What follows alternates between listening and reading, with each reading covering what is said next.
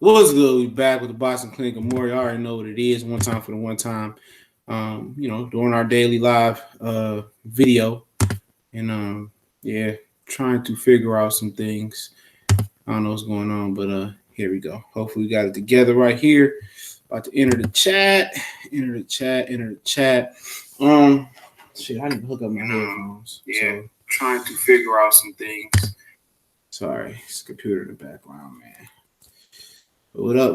Who are we in here chopping it up with? What it do? Let me hurry up and make my adjustments real quick. Gotta hook up the headphones. And when I do that, we're gonna get into some boxing talk. Which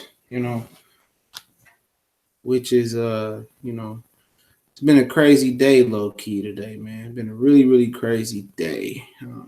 Some news you guys might have heard of, some news you might not have heard of. More Floyd Mayweather bashing, and now it's looking rightfully so that Floyd may be the shittiest promoter of all time in boxing. But there we go. Here we go. We up in here, man. What up to the homie Marlowe's Corner, man? What's going on to him? Caught this video on Money Pile the Fourth. That's what's up. Kelly said send him a link. I got you, my brother. And Marlo, you want to come on, bro? You always welcome as well, man. Like I said, I'm not collaborating with nobody I haven't collaborated with no more. So I didn't hop on Marlo's shit, so I can definitely trust Marlo's Corner. But what up to everybody? I'm about to hop up in the chat, man. Just send Callie a link. You know what? I hooked these headphones up for no reason. Was about to go outside and walk my dog while I'm on this shit, but forget it. What's going on? What's going on, Trey X? What's going on, my brother? What's going on, Renique? What's going on? Hey, Renique, you ain't going to the fights tonight at the Masonic Temple? I ain't going to that shit, man. Because I reached out to them for some credentials, and they didn't even email me back. And that's sad, though, man. So, I like. Oh, they didn't email you back. You local, too, bro. That you think they would want you to cover them. Yep. They didn't email me back. I said fuck them. I'll be at covering an event July 13th. I got close with a local promoter, so he just so happened not to be promoting this show. But it is what it is. What up, Black Heart? What up, Lil Bracy? Oh, it's just Bracy now, nigga, huh? Bracy won. This nigga ain't Lil Bracy no more. What up, Chris Ray? What's up, Frank Williams? What up, Sheldon? I was catching Fanon video because I had did the video before Fanon had dropped his video.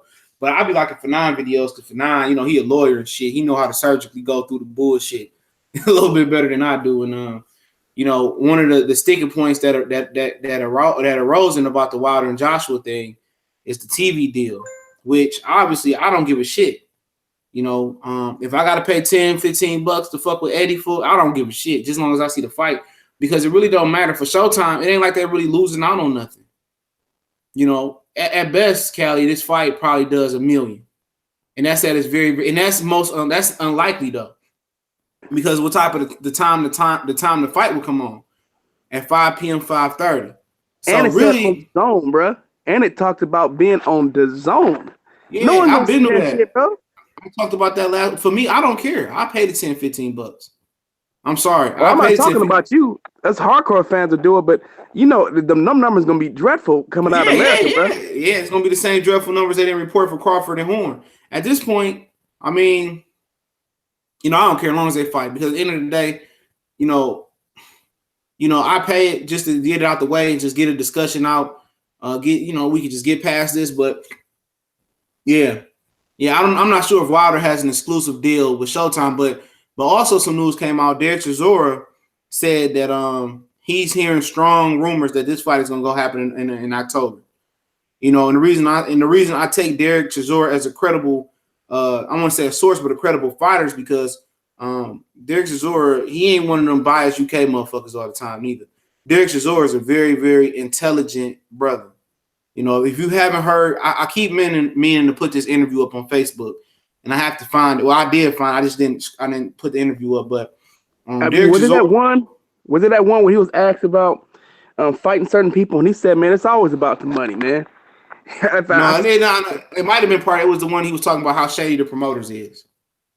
Yeah, I think that's the same one, bro. And then I think Eddie Hearn ended up showing up at the end. Yeah, and another thing they did around this YouTube shit with this YouTube update, if you exit out the chat to like the video, if you exit out the chat to like the video, it takes your chat away. You see what I'm saying? You just go back to a regular comment. Have you been noticing that on your phone? If you bag out of the chat, when you open the video, you go into the chat. If you bag out the chat, it erases the chat. then if you try to bag out the chat and like the video and come back in the chat, you got to bag out the video completely. YouTube messing up, but yeah, Ronald Finkley, appreciate the super chat, my brother. Lawrence Williams says Chisora broke the White Parker fight first. Yeah, he know a lot of things because basically he handles his business himself. So he, as an independent guy, similar to what some of these fighters are doing over here as far as expenses and stuff. Derek Chisora is a very, very entertaining thing. A very, very credible source from what I've been learning, and I've been trusting him. And he says it's gonna happen. The only reason that fight is gonna happen, it's only one reason this fight gonna happen, and Callie will tell you. The reason that fight is happening is because the Povetkin deal ain't happening. Because Joshua don't want to go to Russia. That's the only reason, that's the only hope that I'm moving to. I'm about 60-70% sure this fight is gonna happen. Because if they probably trying to rush Povetkin into a deal, but Povetkin is hope. We all know what Povetkin doing. The only people that don't know what Povetkin doing, that seem not to know what he's doing is Joshua and Eddie Hearn.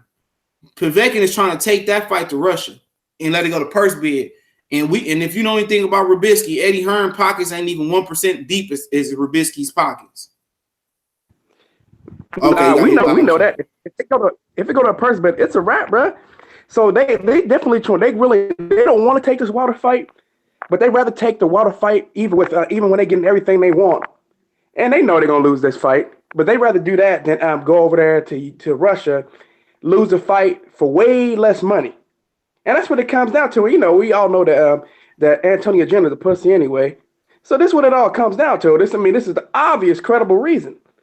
You know what I mean? I don't know if you saw some of the other stuff. I was reading some of the other tweets from Eddie Hearn, and he was going in on Luis Ortiz, talking about name two credible fighters that Luis Ortiz has. Name two credible fighters that Luis Ortiz beat. And I'm like, that's not the question. The question is, why were you considering vacating the WBA title so you wouldn't have to face him? That's the real question. Still got no response. They kill me with that shit. Oh, when I say who has a guy beaten, it don't matter. But obviously, Luis Ortiz was the first guy to beat Brian Jennings. That's a fact. That's factual there. He was the first guy to beat Brian Jennings. And Brian Jennings was one of the few guys that did step up. You know what I'm saying? Brian Jennings beat everybody first heavyweight hope. And that was Irish Mike Perez. People forget that. They was acting like Irish Mike Perez was gonna reinvent the heavyweight division. You remember that, Callie?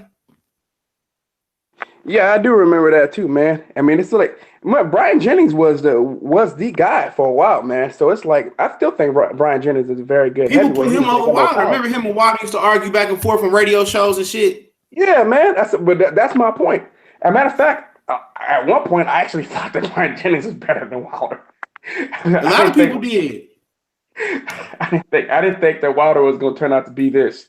I can't even tell you that lie. But you can admit that. But you can admit something like that. But they can't admit that Anthony Joshua's a punk. Exactly, man. And it's obvious as day, man. Matter of fact, you know what? I went back. I hate to say this, but I went to look at Sporting Icon, some of his videos back when he was talking about Antonio Jenner vacated the WBA title. Looking in the comment section, and you can see people. Let me say, one of the guys that come on the channel, Fat Apples. You was all for AJ vacating the WBA title, complaining, talking about it's unfair that he has to fight another tough opponent back to back. I'm like, no, he made a deal and knew that was the shit right there. That shit right there don't mix. I'm tired of people saying, "Oh, you shouldn't have to fight two tough opponents back to back." That's horseshit. That's horseshit. If you go to any other sport and fucking LeBron gotta fucking play Golden State and then go on the back to back and go out to the back east to play the motherfucking Boston Celtics, you don't hear the fucking Cleveland Cavaliers say, "Oh, it's unfair." No, it's the way it is. You don't get no easy fights fighting 2 times a year. You don't get an easy fight. Denver Broncos, when they have to beat the Patriots on top of, so they beat the Patriots and then have to face the Carolina Panthers in the Super Bowl.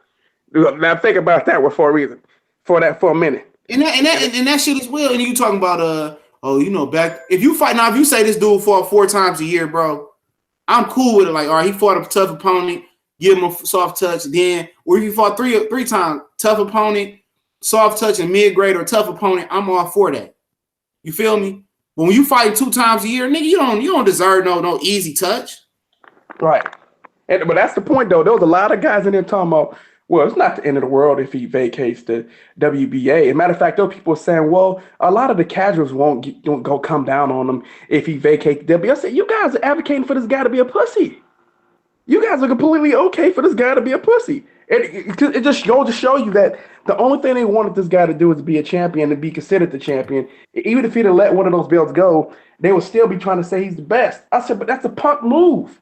Just fight Luis Ortiz. You know what I mean? And matter of fact, they were talking about they tried to use the excuse to try to get out of the Ortiz fight, saying, well, we may fight Wilder. So we fight Wilder, we possibly may lose the IBF and the WA.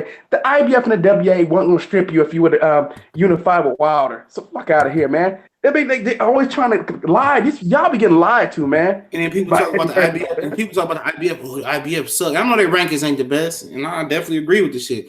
When people say, oh, the IBF would have stripped them the first time if he would have fought Anthony Joshua, if you'd have fought Luis Ortiz, I said, no, they wouldn't have, because the IBF could have easily stripped Julius Indongo when Sergey Lipinets was the mandatory, and they gave Julius Indongo an exception to fight Crawford and Unified. They could have easily stripped Indongo. People forget that. So the IBF is strict, but they will bend the rules. Yeah, you got to make this just July. I think it was whether Golovkin to pay $25,000 for the Vanas fight. So we know the IBF will bend the rules. I mean, if for certain things. And here's the thing, though, man.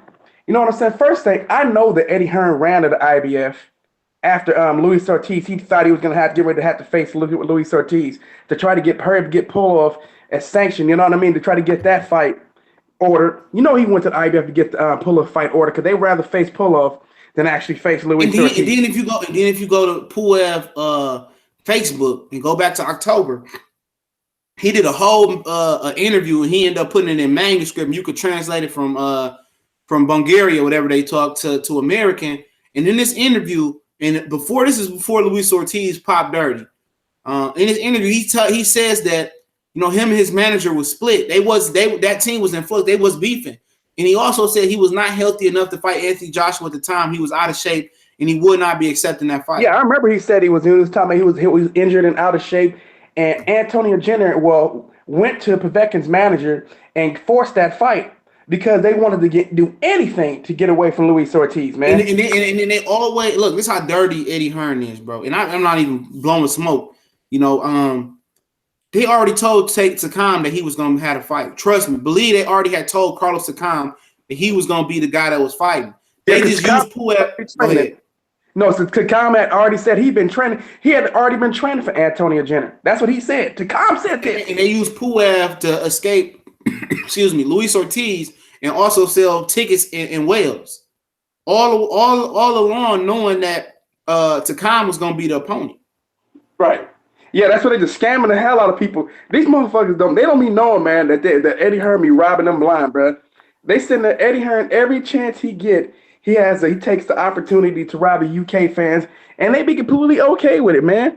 You know what I mean? It's just some of these dudes are such fans of Eddie Hearn that they don't care if this guy's taking them to the cleaners, man. If this guy's pickpocketing their wallet, man. They're just absolutely okay with this, and I can't understand this, man. I mean, some of the stuff that Eddie Hearn is doing is obvious. Every move to me, I know you see it too. Every move Eddie Hearn makes is obvious, man. None of this stuff he's doing, he's not fooling me at all. I know he's not fooling you. This stuff is blatant. The moves he's been making, man. And then, you know what I'm saying? There's nothing like everything he does to me is telegraphed. Like, he's not fooling me at all. I see all this stuff coming, and I'm still not completely certain that this fight's happening. I still think they're going to continue to delay to try to draw this thing out to see if they can get that Povetkin fight done too, man. That's just by paying attention to the way this guy works. They're not going to give up They won't sign off on this fight until they're absolutely certain that Povetkin's going to take that fight to the purse bid. I guarantee you, we won't hear that about that fight being certain until the last minute. Because that's exactly what I see. Because they're still negotiating. We just don't see it. Say it again. It's been reported that Team Wilder is excuse me, they're looking to they're looking for the fight to be announced next week. But we know that ain't happening. Nah, that ain't gonna happen. We know that ain't gonna happen, man. For the simple fact of what I just said, they still holding out hope for Povetkin in the UK because Povetkin in the UK is perceived as a less threat, not as big a threat as Wilder. You know what I mean? The only reason they'll take Wilder because they don't want to go to Russia. If they were guaranteed, if they could get Povetkin in the UK, then they would that fight would have already been announced already, man.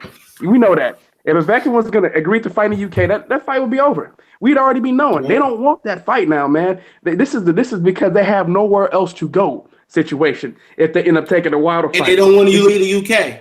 My bad, I was changing my light bulb. They don't want to leave the UK. No. So they'd rather face Wilder and keep a belt right now and stay in the UK. They don't want to leave the UK. You know, that's what it is.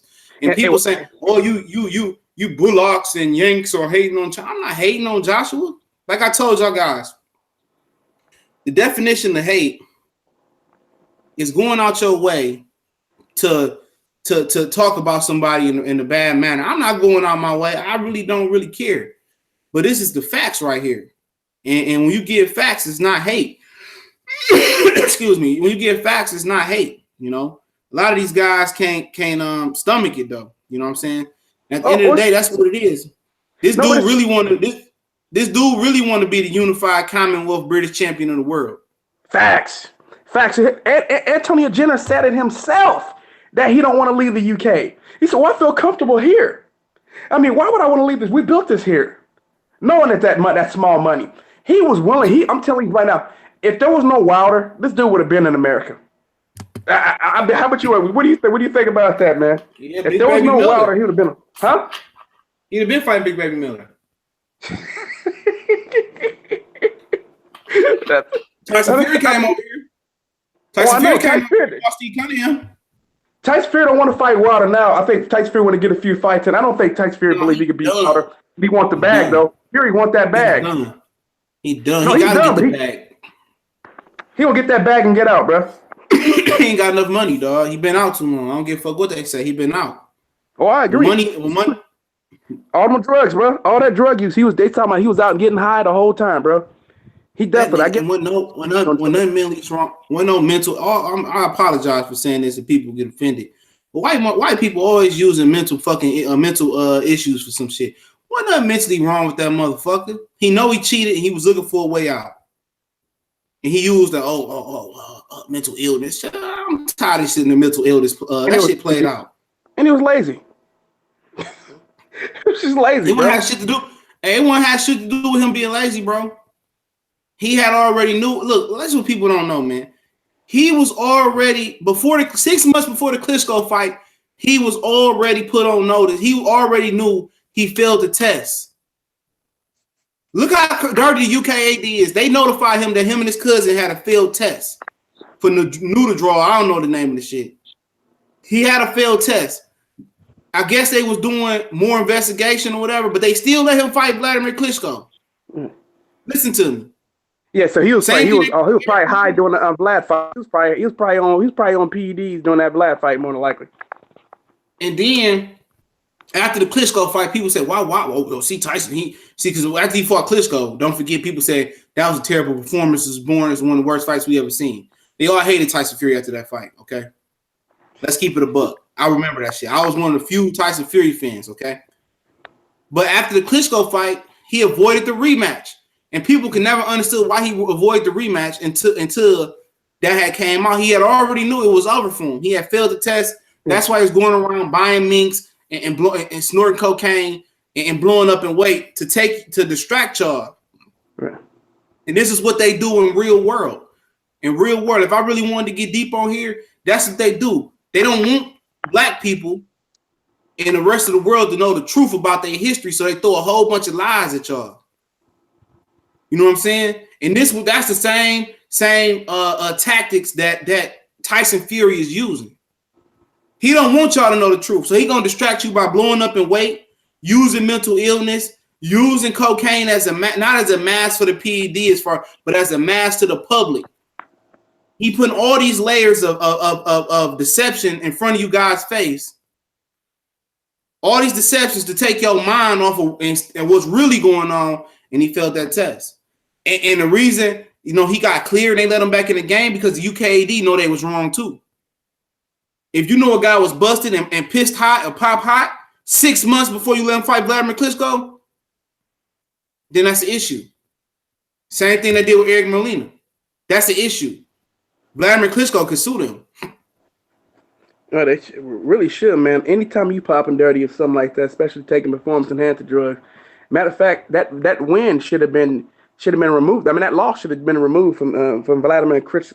Should have been no contest. Should have been no, but they want to cover that shit up though. Right. Because UKD gonna look bad. Right. And they both Fury and UKD can have them say, see how dirty UK is, bro? And they pulled that shit with Eric Molina. If I'm Eric Molina, suck my dick. Suck my dick. You trying to come back 2 years later to my failed the test. Nigga, eat a sack of baby dicks, motherfucker. For real. That's some bullshit. They sat there and let Tyson Fury get away with it. And they just said, well, since he was gone so long, we're just gonna act like that was his suspension. I'm like, no, you supposed to be suspended. And then they even do a real press conference. No. They ain't do the real press conference. They put that shit on some Sun or some bullshit in the UK. But you ain't see Stevie Kim over there. You ain't see Doug Fisher go over there. You ain't see Kevin Aioli really talk about it. You know what I'm saying? Nah. You ain't see them suckers talking about it. I respect Kevin Aioli, but you ain't see them Dan Rayfield. Now, if that was a brother, no, they would have been over there. Even if it was Antonio Jenner, if that was a brother, they'd have been over there slaying his ass. No, they can't wait to get us. Can't wait. No matter if you, at the end of the day, don't matter if you Derek Chisora, you relocated from wherever the hell, Haiti or Jamaica, whatever you from, you was a nigga. You from Canada, but you came from Haiti, Pascal, and Adonis Stevenson, you was a nigga. It don't change. If it was Wilder, oh my God. They'd have crucified. Wilder would be annihilated. He'd be annihilated. He wouldn't just be not just from the little small guys. The major journalists would be getting him. He would be hell. He'd be on Fox News. He'd be on Fox News. No, Derek Chisora. Hold on. Derek Chisora said it could be going down in October, and he, like I said, he got a track record. But go ahead. What'd you say, Cali? Yeah, I said if that was Wilder, that should be on Fox News, MSNBC, CNN. They'd be like, the embarrassing heavyweight champion of the world cheated. What a disgrace to America. Hey, what Mr. Biggs say for all my southern folks in here from Alabama? Everybody know, rest in peace, Mr. Biggs. He said, I'm in the courtroom, niggas telling on me that I never even seen before. He said, niggas telling on me, yeah, I bought some dope before him. Yeah, he sold me some drugs. Niggas that telling on me I ain't never seen before. That's how it is. Same shit. Oh, I seen Wilder. Yeah, I seen him buy the shit from Mark Breland bought it from a nigga up the street. You know what I'm saying? Then you had a big Juicy Coon and Big Baby Miller. Oh, I knew it, but Big Baby Miller, for a lot of people don't know, he's a PED offender. Right. Y'all don't know that though. Jared Washington coach brought that to light, and they refused to do a random drug test for the Jared Washington fight. Facts. I know this shit because I read the articles, dog. Hey, let me say this though. And we can segue into before we get into the Demetrius Andrade shit. All this hatred by Stevie Kim and that new media shit. You know what I'm saying? All that hatred shit, them niggas is jealous, dog. They jealous. Because that accessibility that they got to these fights, that shit don't matter no more. Nope. Nobody's reading the article. Yeah, nobody's reading articles anymore. Go ahead. Yeah, so the first they can throw that in our face, but like, look, we have access to the fighters. So do we, motherfucker. Yep, and we ain't even got to show up to the fight. And we ain't got to kiss their ass either. We don't have to kiss their ass and hang around like, oh, man, you know what I'm saying? I'm going to ask them whatever fucking question I want to. And you know what? A lot of times, you know what they do? They still be wanting to fuck with us, too. Yeah, and look at Blue Blood Sports in the trenches, you know, interviewing Big Baby Miller in the hood. Nigga, we ain't scared to go to the hood and interview them niggas. You know, that's real shit. we can speak the same language that they can. They know we understand because they understand where we coming from. We understand where they come from. So we can relate It's a to each other. comfortable interview. It's a comfortable Exactly. interview. We It's speak the cultural, same man. language they speak. You know, Right. and a lot of us play sports, so that gives you a different intel on the right questions to ask. And All that shit Steve, translates. Steve Kim don't know shit about no boxing Nothing footwork. don't know shit about shit, nigga. He don't know shit about shit. I had to run in with Golden Boy before. Or them racist ass writers and shit. Because Golovkin is this. Man, eat my dick. You know what I'm saying? Seriously, bro. And they mad because people don't read no more. So guess what? Yeah. When people don't read and technology gives you a platform to see, when people want to see visuals, they want to hear something. They don't want to waste their time reading. They want to multitask. They want to drive in the car and listen to the Cali, listen to Cali, listen to me, listen to everybody else. You know, somebody got suspended 75 games in baseball. Ooh, that's domestic brutal. violence policy. God damn, what the fuck that's Yeah, they coming down on the domestic violence policy now, man. Yeah, They just need make to. baseball. They harder than the NFL for the most part. You thinking about 75 games, half the goddamn season. Shit. Yeah, it's like 82 games in the season. No, it's like 160 some games. 81 games is half the season, so 75 is basically half the season. Yeah. Good Lord, man. Shit. Yeah. Okay, then, I guess that. Yeah. But yeah, to get back on it, man. Yeah, like I was saying, though, man, we speak the language. And they don't know, they can't relate to them dudes. So they go in there and be like, I'm going to kiss your ass or whatever you want to say. You know, whatever you don't want me to say, I won't do it. I'm like, well, they don't, first thing, they don't respect you. And then now, every time you get an interview, you're going to get bullshit. You get mush mouth shit. You're not getting the real, answers that people really want to get, man. You know what I'm saying? And Roman Jesus say fight hype. A bum ass nigga too. All he do is suck Floyd dick. You talking about what's the dude name? Well, I know what you're talking about. Ben Johnson or whatever. His whole page was built on Floyd. It was on Floyd and the Pacquiao. Remember the whole Floyd Pacquiao build up? That's what his whole channel was built off of. So he don't have nothing to talk about no more. He was the first one to have Mayweather break all them different outfits and stuff. Because once that died off, I mean, have you really ever checked there before again for something? Nah, man, I have no website. You probably seen it come on YouTube and they break some news and shit like that. But other than that, like I said, I did a whole video. They stole my whole video and turned it into an article though. And didn't I remember that. That shit crazy. And then they want to cry and say, "Oh, people stole their story and they didn't credit them." You know what I'm saying? It's getting tough out there for them. It's gonna get to the point they get actual competition now too. So when you got to go, it's not even competition no more, dog. Because once more people get on this shit, dog. They got one choice or two choices. One choice is to keep doing what they doing and watch that shit go extinct. The other choice is to hop behind this camera and do what Kevin Iole doing to survive. Right. Hey man, all you do is just keep interviewing all the boxers. But here's the thing though. All your videos don't have to just be about interviewing the boxers. How about voice your opinion? To put out videos about different articles or write an article and then you could actually voice your article. That's a new thing that you could do. You know what I mean? You could, instead of putting your article out on the paper, you could speak about what you wrote. So you could write down or you could write it down. Because people don't want to read no more. And then memorize it. Huh? It's a wrap on that, dog. YouTube and the Facebook creator page that's taking that shit away. No, I'm talking about as the journalist. How about instead of writing? That's what I'm saying. Yeah. Like nobody is visually reading that shit no more, but us, the fans. They coming right here for the news. Oh, I ain't got to read it. And plus, a lot of people can't comprehend it. Right. They can't comprehend what the article is. Yeah, they can break it down. We can break it down. We could break it down what they're going by and basically skip all the bullshit and get past all the minutia and just get directly to the point and explain it to people. You know what I'm like? Look, man, this is what he's really talking about here, man. Fuck all the rest of that. Cut all the mush mouth. Yeah, they don't want to get up on here because guess what? Everything is archived. Everything they can go back and they can see your face. They can see your mannerisms, or they can hear your voice and feel your mannerism and see if you're genuine or not. People can feel them vibes through that shit, dog. Right. And Stevie Kim, he ain't built for this, dog. No, man.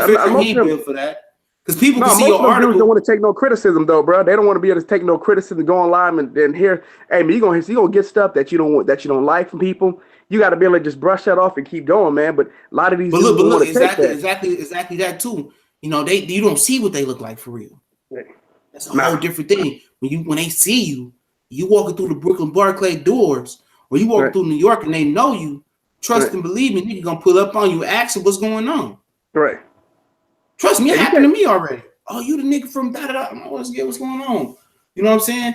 Right. You know, it happened to Fred too. I'm pretty sure it happened to Ego all the time. Like it's different. So you can hide behind. People definitely gonna do that when they see you. But like some people gonna approach you friendly, some people gonna be confrontational when they approach you. Like, oh, you was talking all that shit. Like, yeah, I was talking that shit. Yeah, what? You know what I mean? Like that. That's what it is. That's one of the things though. When they tell you this, that doing this is kind of risky, but it's also this is how you grow your channel because people want to be able to see and react to your facial expressions and stuff like that. And then when they ask you a question, you respond to it. Go ahead. Just your voice in general. Your voice is pretty much good enough when people can feel your real motherfuckers can feel your vibe on that. Right. If you don't like the N word, see you later, Pepper. Yeah. I'm gonna use nigga, please, nigga, get off my dick in my Easy E voice. I say it all the time, bro. Hell I mean, yeah, I can say it, but you better not say it if you ain't black. Yep. Even Antonio Jenner better not say it. Hey, get your game woke up. Yeah, Antonio Jenner ain't no real nigga right now, bro. Until he fight Wilder, man. He'll fight him, man. I got faith that he gonna fight. He ain't gonna have no choice. Either let somebody knock his ass out. Like we were talking about those. That's still coming out of that. Like I said, it's the whole Russia thing. Dan Rayfield, man. I was gonna do a video on him yesterday about that racist ass with that borderline racist post on Twitter he put about Adrian Bronner.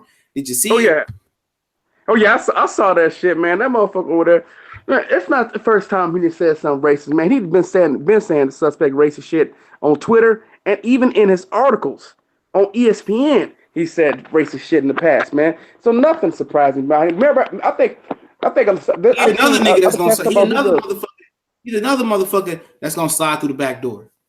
He ain't gonna come through the front doors of the Barclays Center. You seen him for a little bit though. For the most part, I'll say this about Dan Rayfield, even though he's still gonna be himself, he's made some adjustments. I don't know if you saw, especially with the way it's come on his Wilder shit. His mindset is come. I think his mindset changed because of the way Eddie Hearn came in the door.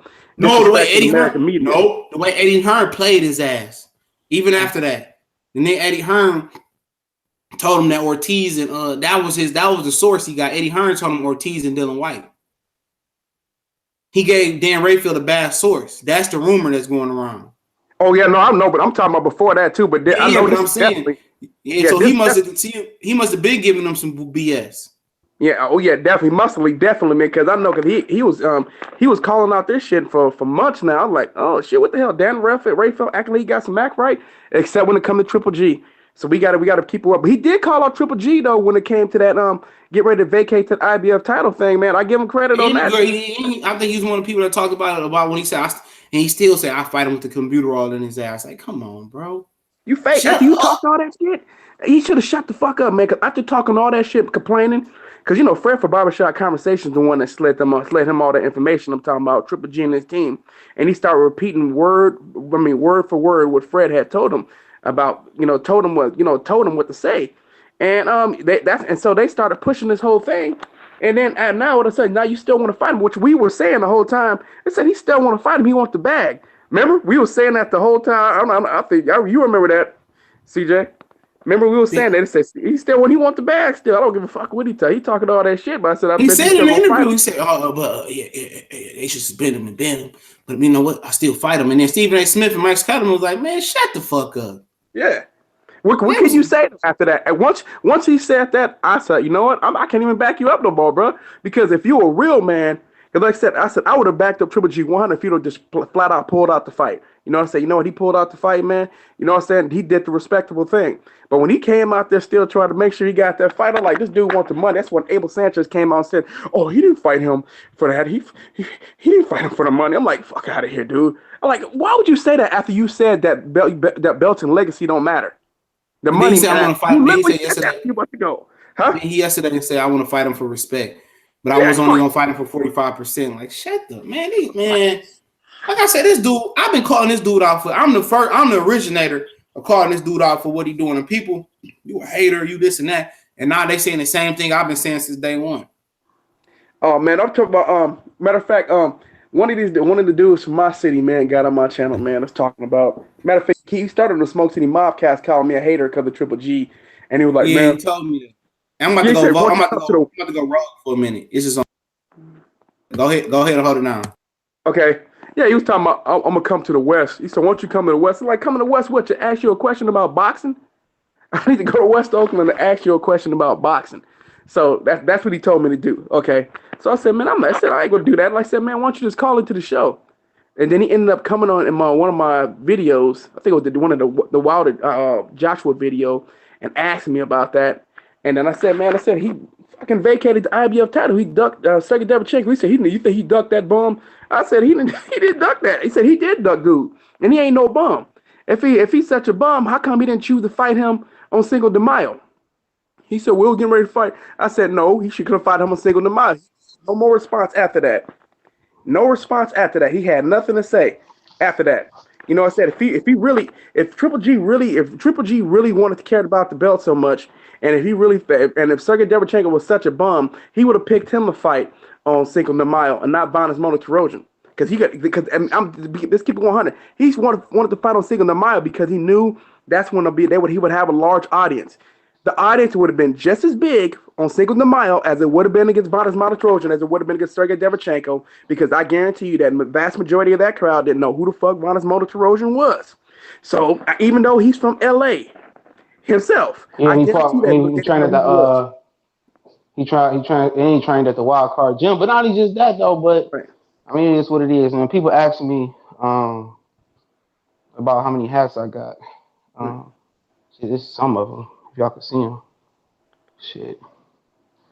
They up for cleaning duty right now. I got a whole bunch upstairs. My girl want me to sell some. I collect hats.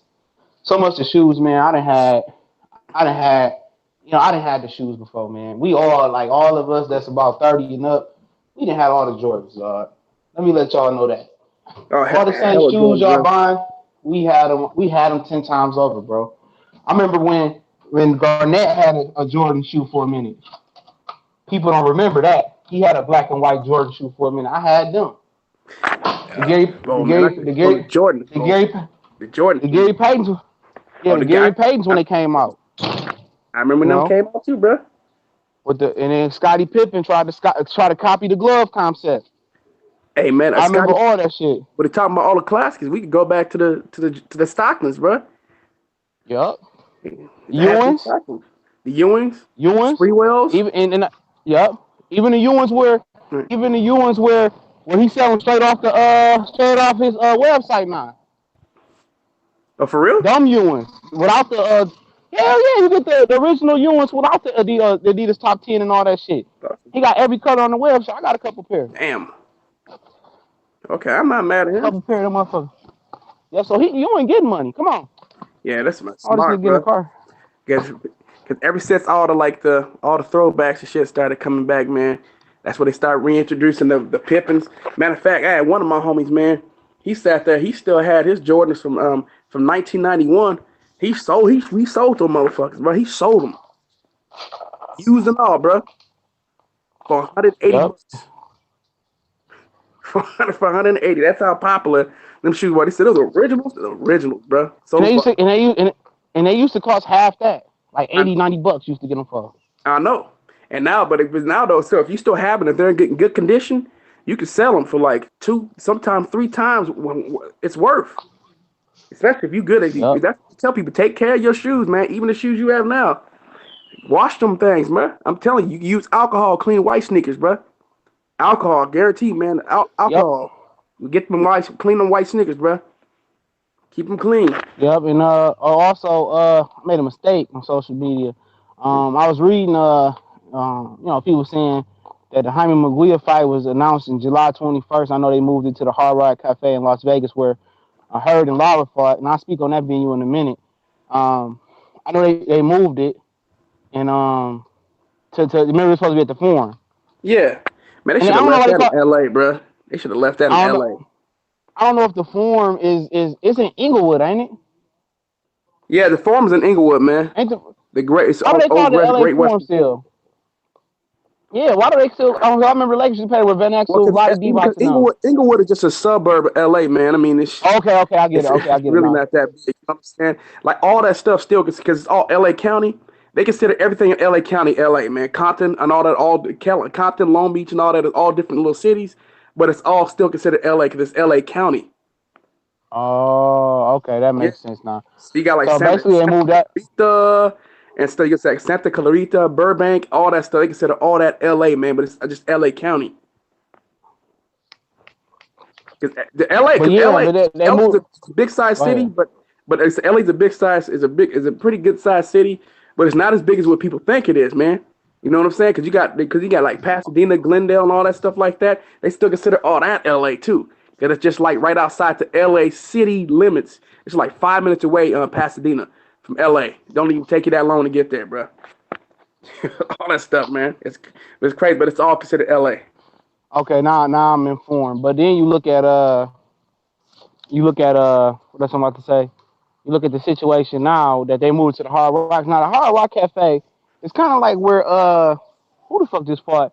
We're kind of like where Earl Spence fought at. And I heard Boxing Egos talking about how they used to host a lot of MMA fights at the Hard Rock Cafe, bro. And it looked like more like, you ever seen Star Wars?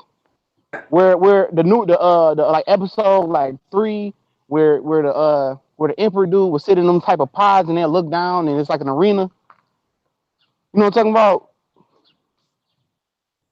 Hey, Kyle, you still there? I don't know, he probably left, but it's like an arena. That's how I look. Like you sit all the way to the wall and you like in these little small suites. But then they got like floor seats like at the bottom, like we could sit at with table, like a ballroom brawl, you know? That's kind of how the Hard Rock Cafe. I didn't like that venue for Hurd and Lowry. No, but the cafe though, they used to use it for MMA events and mostly though for like Howard Stern used to host it like events stuff there, and they used to do like it didn't have a stadium feel to it. The porn stuff there. The porn awards. Yeah. Every real nigga watched that one. But yeah, I don't really care for the venue, but the renovated form, I like that though. I don't know why the Clippers don't move there, but that's a conversation for another day. Yeah, the form right there though, man. I heard that it was. I don't remember if they renovated it. I heard it was supposed to be renovated or something like that. They renovated it. Yeah, they renovated it. Yeah, I mean, so they should have. They do have boxing events there. They should have left it there though, man. They should have left it right there in LA. I mean, there's no reason to move it to Las Vegas, man. I'm telling you something right now. Outside of Canelo, I think Las Vegas venue is getting ready to die, bro. For real. If he loses, it's over with, bro. It's over with. But like I said, Jaime Maguire is he gonna be headlining, and they actually moved Boo Boo from the co-feature to the opening bout card. Him and Yamaguchi Falco. So that's why I didn't see. I didn't see that because what I was hearing was he was always going to be the co-feature. But Albert Machado, the regular WBA champion, that used to be the super WBA champion. I don't know nothing about Rafael Mensah, but I do know Demetrius Andrade don't need to be taking the back seat to two up and coming Mexican fighters. Did I tell you everything about Demetrius Andrade's career, the way his path is going though, bro? He needs to show out. He need to look good. That's all I'm saying, bro. He's in danger. Yep, and he taking two back seats to two up and comers. Like every day was telling me, oh, you gotta be on the card with Albert Machado and open up for Albert Machado. I'm like, hell no. Nah. You know, you had a lot of pride to pull out a career high payday with Yeah, he needs to be on there with brothers, man. We know when you black, you don't need to be. I'm not trying to make this a racial thing, but the way it is, when you black, you need to be fighting. You need to be fighting with other brothers on the card, man. When ain't no brothers on the card, man, ain't nobody gonna come to see you, bro. That crowd not gonna be for him. Let's keep it 100. It's gonna be the same shit with Charlo and Trout. And he not fighting an easy. They gonna do his style. They gonna consider him a runner. I'm telling you. Yeah, he not even fighting a dude that's easy to fight. He fighting a dude that got good movement and got good amateur pedigree. So he not fighting the bum where he gonna go in there and just blast him out. He fighting the guy that got some credibility and got some skill level to him. So it's not gonna be as easy to hit him. Yeah, if he could find a way to knock this dude out, man, that's what's gonna put him back on the map. But he needs to fight this guy. If he can get a knockout or something like that, win impressively, then he needs to step up after this. He needs to step up because he ain't got no time to waste. You 30 now, bro. You on the wrong side of 30. Once you hit 30, you're on the wrong side of 30. You need to step up. You need to start fighting stiffer competition and try to be competing for a title, or at least to try to fight in a title eliminator. Should be his next fight after this. Yep. I definitely agree. Him and Jamal Charlo should go get ranked in the WBO, and they should fight for that title. Remember though, he tried to fight Jamal Charlo. Called him out last year. He said, "Come on." He said when they said, I said, you know what? I'd like to fight. He said, "I'd like to fight Boo Boo." He said, how about this? He said, how about shit? Step in the ring with me. And he never got a response back. Never got a response back. Dude, Andrade, boy, man, he made Andre Ward like the perfect career path. You know what I'm saying? That's like I was excited, bro. You don't remember that tweet? Oh man, I'm gonna go back and find that tweet, man. But I'm gonna tell you, man. I was looking. I said, man, I was like, what the fuck? I said, boo, how do you not respond to that? How do you not respond to that, bro? And the people always talking about that everyone ducking Boo Boo, and I hear that. And I said, Troy King, my boy Troy King was talking about everybody ducking Boo Boo. Then I said, dude, he got called out by Jamal Charlo. He should have fought Jamal Charlo. But people be speaking on shit because they don't know shit. They don't research shit. They don't read shit. They ain't really in the community like that. You know what I'm saying? So it looked like people ducking him, but he ain't fighting nobody. Why he ain't fighting nobody? Why wouldn't he come back as Delonte Fox? Why wouldn't he come back as Jack Colclough? Why didn't he fight Sergey Derevchenko in like March or February? That's the real question. Well, they had a deal in place, and the networks wasn't buying it. And then Derevchenko, according to Boo Boo, when he was ready to accept the fight the last time, Derevchenko wanted more money. Oh, it was some BS. But all the time it's with Boo Boo. Now, Derevchenko and Jacobs will make this deal happen because they got the same trainer, right? And they got the same manager. Yep, Al Heyman. It's Al Heyman, two Al Heyman fighters. Eddie Hearn. That too. But they other manager the same too. You know, they got co-manager. It's another guy. No, but even though Eddie Hearn tried to say Danny Jacobs. Remember Eddie Hearn said, dude, Danny Jacobs is not with Al Heyman anymore. And then I think like a week after that, which Danny Jacobs kept, I'm still with Al Heyman. This guy lies all the goddamn time. Why don't it wasn't even it was as soon as they announced the press conference, he clarified on Boxing Scene that he still was with Al Heyman. Oh, so you know who else said he was with Al Heyman? Fucking Kamir Khan. Yeah, he was part of the split when Golden Boy Al bought him on, and Oscar came back and got the fighters, and Amir Khan still was retained by Al Heyman. A lot of people don't know that. Matisse was one of the fighters he gave back. Leo Santa Cruz was a fighter he gave back. Right. And then Oscar proceeded to make Santa Cruz and Rigondeaux, and then Leo Santa Cruz asked Al Heyman to come back and buy him out, and Al Heyman got him back home. Here's the thing, the funny thing though, and he went on there. Yeah, I remember that thing on Fox News, not on Fox, but on Fox when he was getting ready to fight. When Leo Santa Cruz and Abner Mares was getting ready to fight, opponents. They had to fight before Abner Mares too, right? So before that fight, and then they were talking about how Oscar De La Hoya wasn't paying them, and then people they were literally Mexicans mad at them. Folks said, "Why would you leave Oscar De La Hoya?" I said, "Because he's not paying them. He's not paying them. You guys rather they be broke with the Mexican than get paid by the black guy." I said, you know how Abner Mares said he was homeless, sleeping in his car when he was with Golden Boy until he met Al Heyman. I know, and that's what I told them to her. They said they didn't care. They just didn't want him with Al Heyman. I said, you guys are stupid. Look how stupid you sound. I said, what man? You know what? If I was with a black guy and he wasn't paying me, and the Mexican guy decided to pay me, I'm going with the goddamn Mexican. Like that's what normal people do. But people always got to make boxing. The Mexican. You know, said the Al Heyman. Go ahead. That's the Mexican is racist ass Oscar De La Hoya. Yeah, I know. But that's always. I mean, the sports always got to be about race, man. That's the jacked up part about all this stuff, man. No, boxing in particular. Boxing in particular is always about, that boxing has always been about race. Yep, going back to its early heydays, it's always been about race. And then Jack Johnson. Yep. And here's the thing about boxing though, too, man. Because like I said, we look at the middleweight division. Look what's happening. We're creating like a black murderer's row right now, basically, man. Jamal Charlo getting fucked right now, man. With no Vaseline. I don't know if he really knows it yet. He listens to the WBC. He listens to I don't know if he really knows, though. And somebody came on my channel. Hold on. Right. Somebody came on my channel, right? And they was like, oh, yeah. Why would he drop the interim title? You stupid. I said, did you listen to the video? I listened to the video. I said, apparently, they didn't listen to the video. You know, if you listen to the video, exactly what I said was, as soon as Canelo Triple G get done, as soon as Canelo Triple G get done, guess what? He either gonna get handed a belt, and people gonna say, "Well, you didn't beat Canelo Triple G, you was handed a belt," or they're gonna hold out for a rubber match. He's gonna be the interim champion for another whole year. So if Billy Joe Saunders do drop the WBO belt, why not go for it? I've been saying this for forever now, man.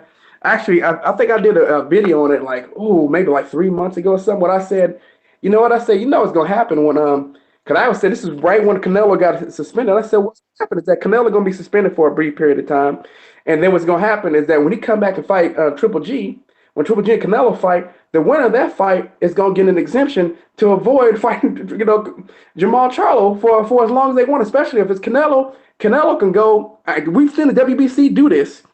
He could go 2 years without having to fight a mandatory. The WBC does shit like that. Yep, exactly. Man. I mean, that's what it is, man. I ain't really like I said, man, I ain't really tripping about the WBC, man. And you see Mauricio Sulaiman Jr. Sitting in the private jet with Team Canelo. He telling Jamal Charlo one thing, and Jamal Charlo getting mind fucked. I wouldn't trust his ass. I'm gonna go. He got dropped for all the sanctioning belt rankings to keep the interim title, thinking he gonna be the champion. He ain't gonna be that champion. Only thing who you think he gonna? And Jamal Charlo should be smart. We need to wake up and understand this. Canelo produces more more money because his 3% is higher than your 3%. So who the fuck do you think they're gonna roll with? Because all of the WBC and the WBA and even the WBO care about is cash. Those three sanctioning bodies alone, the IBF they do have fucked up rankings, but at least they enforce the rules. You know what I mean? But the other three sanctioning bodies, fuck out of here, man. They gonna go with whoever. Shout out to Robinson for the super chat, man. I appreciate it, my brother. I ain't been in chat. I went outside to walk my dog for a minute. Now I'm back inside. So as soon as Callie tied it up, now I run through the chat when we continue. So go ahead. Hey, Callie, go ahead.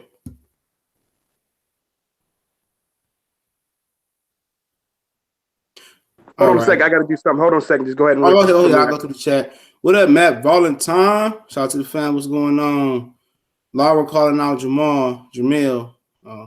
He been doing that. If you know the situation with that.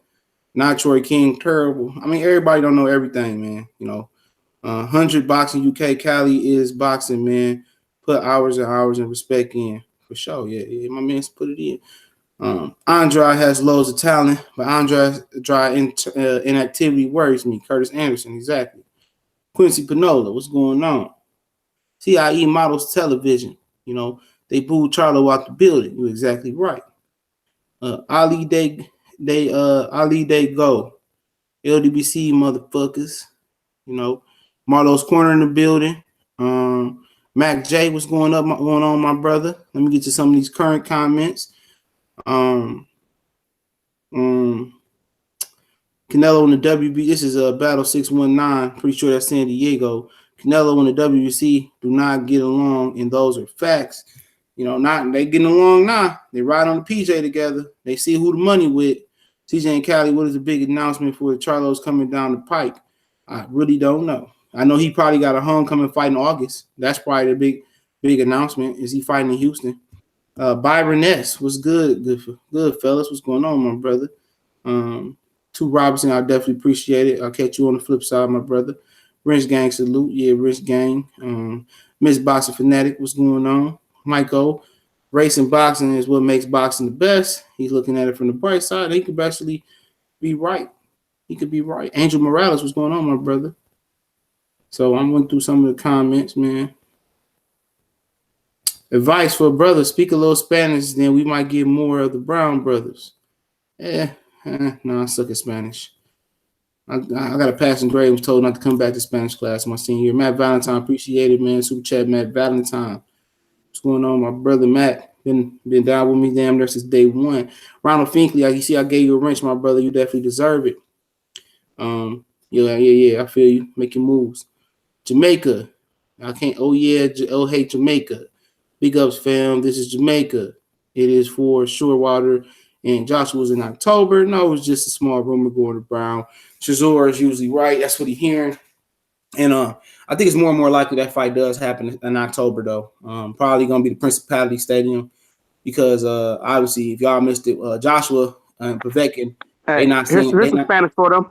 Vámonos, muchachos. There you go. I don't know what the fuck he said. All I know is and let's say like, man, just mean like, let's go, homies. That's all I mean. I just watch Mucha Lucha on WBN. That's the only Spanish I know. Mucha Lucha. That's the only cartoon Spanish I know. But yeah, it's because Joshua don't want to fight Povetkin in Russia. No, that's it. It's and Joshua's best option is to stay in the UK as Wilder right now. Man, he know he need. I think AJ is like, fuck. He said they're still hoping to find a way out of this, though. But they still hoping to find a way out of this. Either one of them can beat him up. I mean, they still going to exhaust this thing until every last second, until there's absolutely no hope. They're still hoping they can convince Povetkin, but I think they know what Povetkin's team trying to do. They like, man, you guys are being unreasonable. Just come on and fight us in the UK. We don't want to fight the Boogie Monster. Man, could you please not let us fight that black motherfucker? I ain't no telling what kind of words Eddie Hearn is using. They probably use all kind of racist shit. Hell yeah, everything up under the sun. Everything, you know how it is, man. When you get older, when you younger, you naive to some of the. Right. Some of that shit, man. I had one of my homies. He's from Vancouver.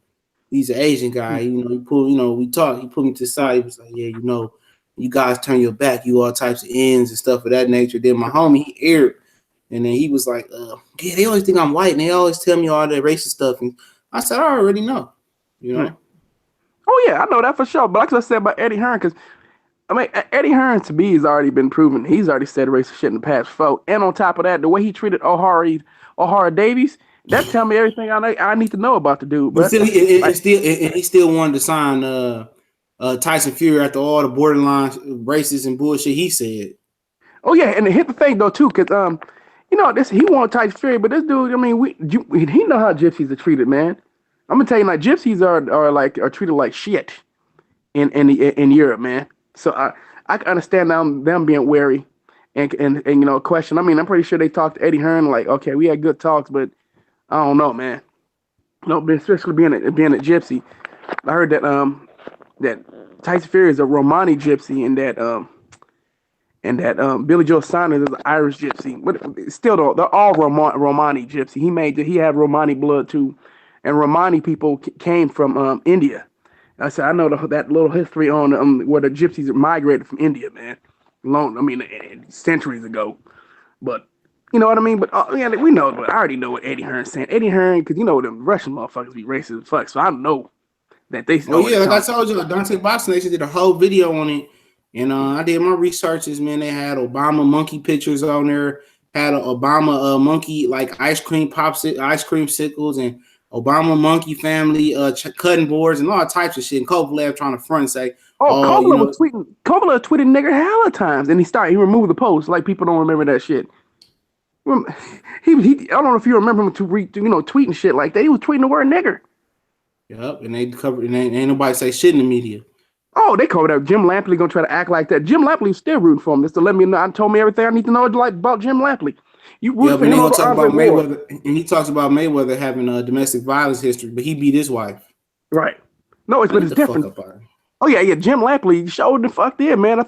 I could have sworn he threw her down some stairs or some shit like that to her or something like that. I'm like, what the fuck? This motherfucker was talking about, he should fight a woman. Like, well, yeah, you should too. I'm pretty sure you wouldn't mind. That's your background. CIE models television say it's AJ's gold medal that makes him different. Gotta claim that. He lighter than that black nigga over there in Alabama, too. That shouldn't be mattering, man. To the racists, you know what I mean? If there was a lighter person than AJ, they pick him. You know what I mean? They would prefer a white guy. And if he was a real white guy, they love him, man. Because the one they really would love to get behind is David Price. If David Price, he ain't materialized. They ain't give a fuck about Audie Harrison for real. Right. David Price. If David Price was halfway decent, shit, They be building his ass because he's still loved over there, David Price. He's still loved over there in the UK. That motherfucker will be considered trash here. They still, you know, root for him. He'd be done in America. That man, if they made Seth Mitchell get the fuck up out of boxing, dog. If they told Seth Mitchell don't come back to boxing, right? Why the fuck is David Price still fighting? They told Seth Mitchell not to come back. Hey, bro, I was told that David Price. He said, "Dude, David Price is pretty good." I'm like, "Stop, bro, stop." Only his claim to fame was knocking out AJ in sparring, right. and that's a long list of niggas that did that. Like I told you, that cruiserweight Lawrence O'Callaghan, they said he knocked him out too. Right. And people talking about I'm lying. I'm like, I ain't lying. When I said Dane Du Bois did it too. Oh yeah, no, Dane Du Bois did. And Dane Du Bois, he was confident. He went on and said, "Yeah, I did." You know, that's how he's supposed to be. Man, fuck him, man. He the competition anyway. He with Eddie Hearn. Yeah, man. I remember there was rumors before. I don't know if you remember in the past when they talked about a potential fight with AJ and David Price, and they were like, "I don't know if he's ready for him." Like that motherfucker's a bum. They knew that power. Not be ready for him. They knew about that power. You know what I'm saying? You know, but like I said, you know, Andrade is opening up for some bullshit. Right. He was gonna be the coach. Golden Boy was like, no, nigga. No, you know, HBO trying to hurry and get rid of that 3-fight deal, bro. That's what I look at this. Yeah. They're gonna throw him on any cards, and then when they sign all them middleweights, all them middleweights not to have them fight each other. Yep. And that's what they should have been doing to Canelo, but they want to keep Canelo so bad that like he's their last straw. They still want this last bit of fight. When Canelo and Triple G go, I don't think they're gonna put boxing on no more, bro. Maybe they'll still hold out hope for Bivol, because I think they think Bivol gonna be this big star. I don't know, man. I don't think this whole Eastern European movement is working, bro. I think people want Americans here in America, just like people from their own country will want people in their own country. You know what I'm saying? Now it's different. Yeah, the television networks don't want to go there. Right. They don't want to be over there in fucking Siberia and Ukraine and shit in the cold and the cameras in the middle of the communists. And I might want to be over there. Ain't shit over there for you. But AJ is one who could because he's English, and people here love that UK accent. They think that makes you more intelligent. Clearly, AJ's not intelligent, but you know what I mean. They do that. He has a high school diploma from that nigga, dog. He has a look that they would want and everything of that nature too. This dude could sell. And then they selling him as a former street dude. Like nigga, I know street niggas. He sold a nickel bag, bro. This nigga sold a nickel bag, bro. I probably sold that Kool-Aid in the bag we sold in middle school or some shit. Like dope peddler, dog. I know real dope niggas. I know funny ass dope niggas. I know niggas that can't sell dope. I know niggas that successful at selling dope. And anybody in between, and AJ don't fit none in that category, dog. Bro, he was shook about city. How shook do you think he'll be in Detroit, bro? Man, that motherfucker wouldn't even come to my crib, dog. I can take you right down the street to the dope house. Fucking crackhead had a whole fucking 40. Like shit, I'll take my girl to work at 8 o'clock in the morning. This nigga had a 40 in the brown paper bag. He probably beat AJ ass out in the streets, rob his ass. But AJ probably be frozen scared, man. AJ wouldn't even make it in Leeds, dog. AJ wouldn't even make it in Leeds, dog. They been to strip him, dog. Josh Warrington walk up on him with the yapper. Yeah, mate. Sit him down, AJ. You think he can handle Farmington Hills? Hell. Suburbanites to get his ass out there. I'm just saying, bro, because I know I was looking at this dude. I was like, man, this dude is soft. I said, no way. I keep looking, man. Every time people be trying to convince me, he was a street dude just like this. A lot of them other boxers came from the street. I'm like, how, nigga? I see hell of street dudes. I didn't grow up with street dudes. What's up, Fanon? I was watching your video earlier, man. I had to go handle some business. Now I watched your other video, just drop and finish watching it later. Oh yeah, for sure, bro. I definitely appreciate it. You're right. But they were talking about this dude like he was big meat or something. But also, let's talk about you said what? I said they were talking about him like he was big meat or some shit, bro. I'm like, fuck out of here, bro. Please, man. Please. Hey, you heard about the Mickey Bay situation? Yeah, I read that article, man. I was gonna do it, but I got dropped it on Twitter yesterday. To write about Floyd. I was so tired. I was gonna do a video on it because I saw it early when it first came out. I'm like, I'm tired of doing videos about Floyd, man. But Mayweather, bro. But people tried to make it seem like it was Al Heyman, but it was DeJuan Blake that was his manager. Oh. It wasn't no Al Heyman. It was DeJuan Blake. My boy, he from Vegas. Right. So DeJuan Blake was managing him, and him and DeJuan Blake had a dispute probably over a broad or some money. Right. And DeJuan Blake told Floyd to shelf him. See, that's why his brother Cortez Bay came on and said, hell yeah, Adrian Broner should have cut. You know, I'm happy he did that to Leonard Ellerbe. Then he started to go on with ego and tell about what happened between the Earl Spence and the Floyd Mayweather saga. I'm in the sparring. So, yep. Now, but that's show you that Floyd, to me, I think about TMT is about done, bro. All this too much bad, you know what I mean? Too much negative press, bro. For him to cover, and you black on top of all that, people want to see people say, why don't the Charlos or why don't Earl Spence or Broner sign? He's a clown, dog. You see why Devin Haney, a prospect, bro, out there training in Las Vegas, even though he's from Oakland. You know what I'm saying? From my city. Taking pointers from Floyd. Yeah, man. He had to train. He trained with Floyd Senior. He won't even sign with you. That tell you, because he's seeing all this shit, bro. He's seeing it all. He know what's going on. And I'm telling you, that tell you everything right now. I'm telling you, all the stuff going on with that dude, that young dude should be trying to do, man. He should be trying to work. He's trying to see if he can get himself out of that contract, talk to Al Haymon, and then try to learn the boxing game from the business standpoint and try to promote. I'm talking about Bay. I said he really should. He should get with Al Haymon, see if he can get you out that contract. And Al Haymon speak to Floyd. Floyd would probably release him because he probably ain't making no money off, dude. And you know what I'm saying? He said he ain't fought in 2 years.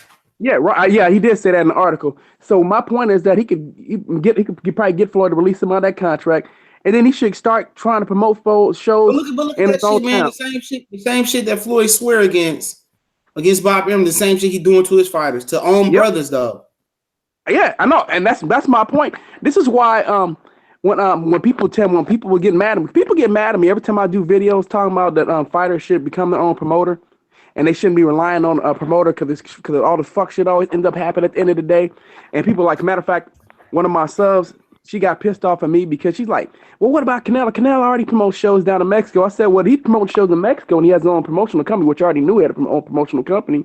There's no reason for him to continue to pay Oscar De La Hoya that 35%. I mean, that can be going in his own pocket. Canelo's big enough to promote himself now.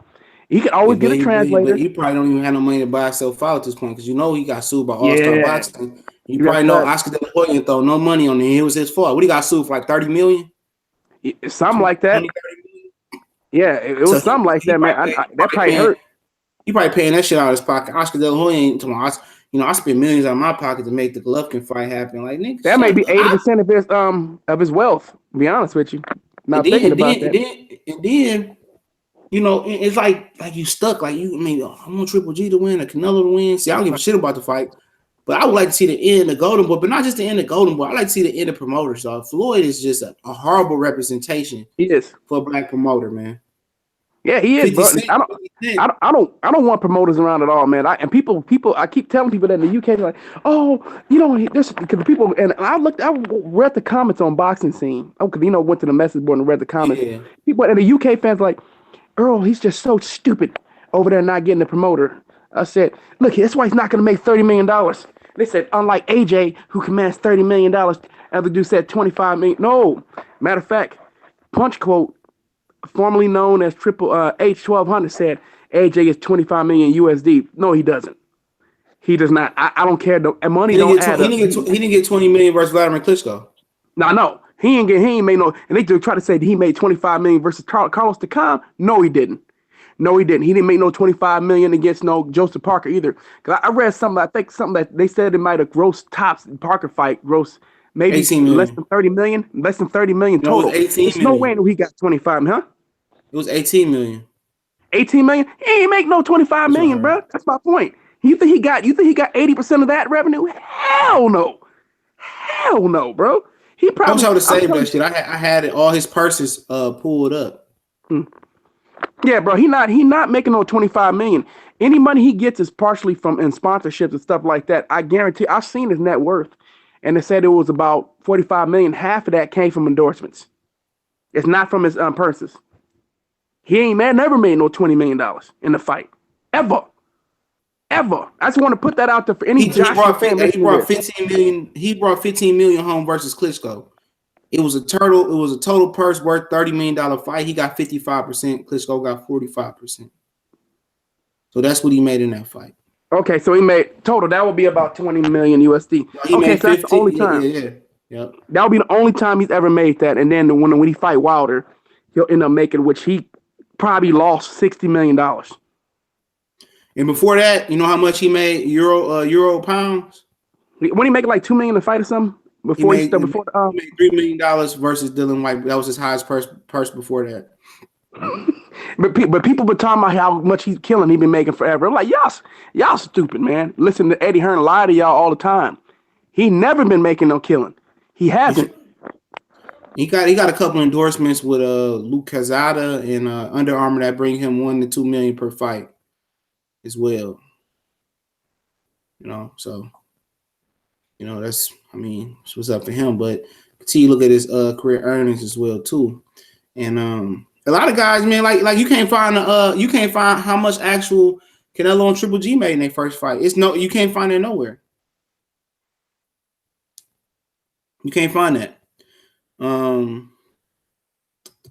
Trying to see what he made versus Joseph Parker, but I'm pretty sure it was 18 million pounds he made for Joseph Parker. So, you can't be mad at it. He getting money, but he ain't getting what they say he getting.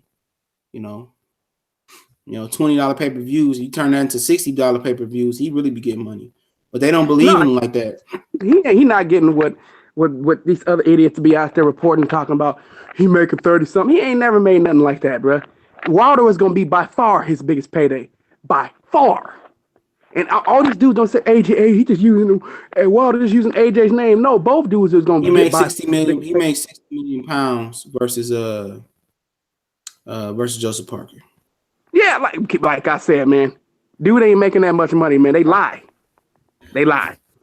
This is what we've been saying though, bro. We been saying that he ain't making what they saying he making. They saying he making 20 million a fight. They're lying. He made 20 million one time.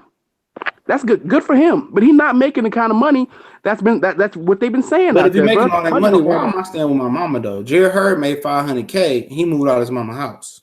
So, I'm just saying, though. I'm not staying with my mom. Sean Porter live with Kenny Porter, so I mean, man, but at the end of the day, I'm not staying with my mom.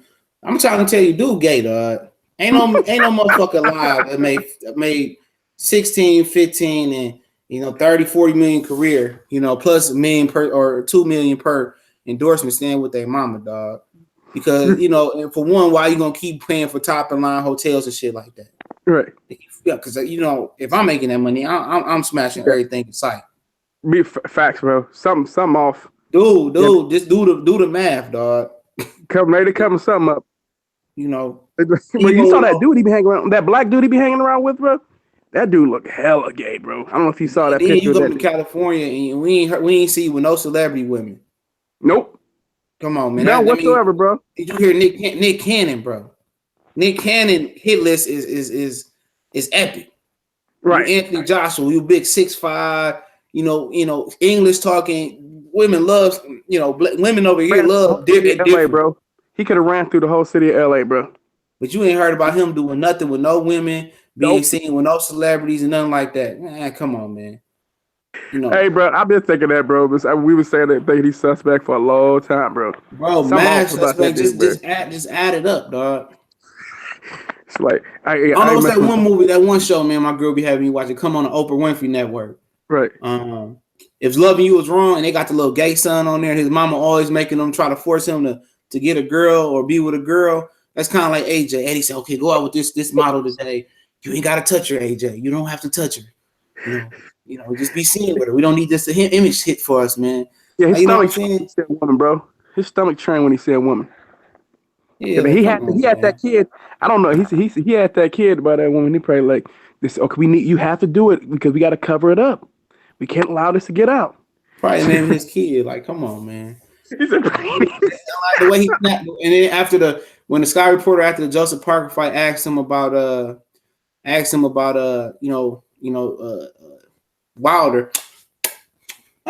like, who does that, dog? Like, get this man a Gucci purse, man. Get this man. Hey, Wilder. I was like, yeah, that sounded hella fruity, bro. Trying to be like Dylan White. Hey, see what else went on. We talked about Mickey Bay.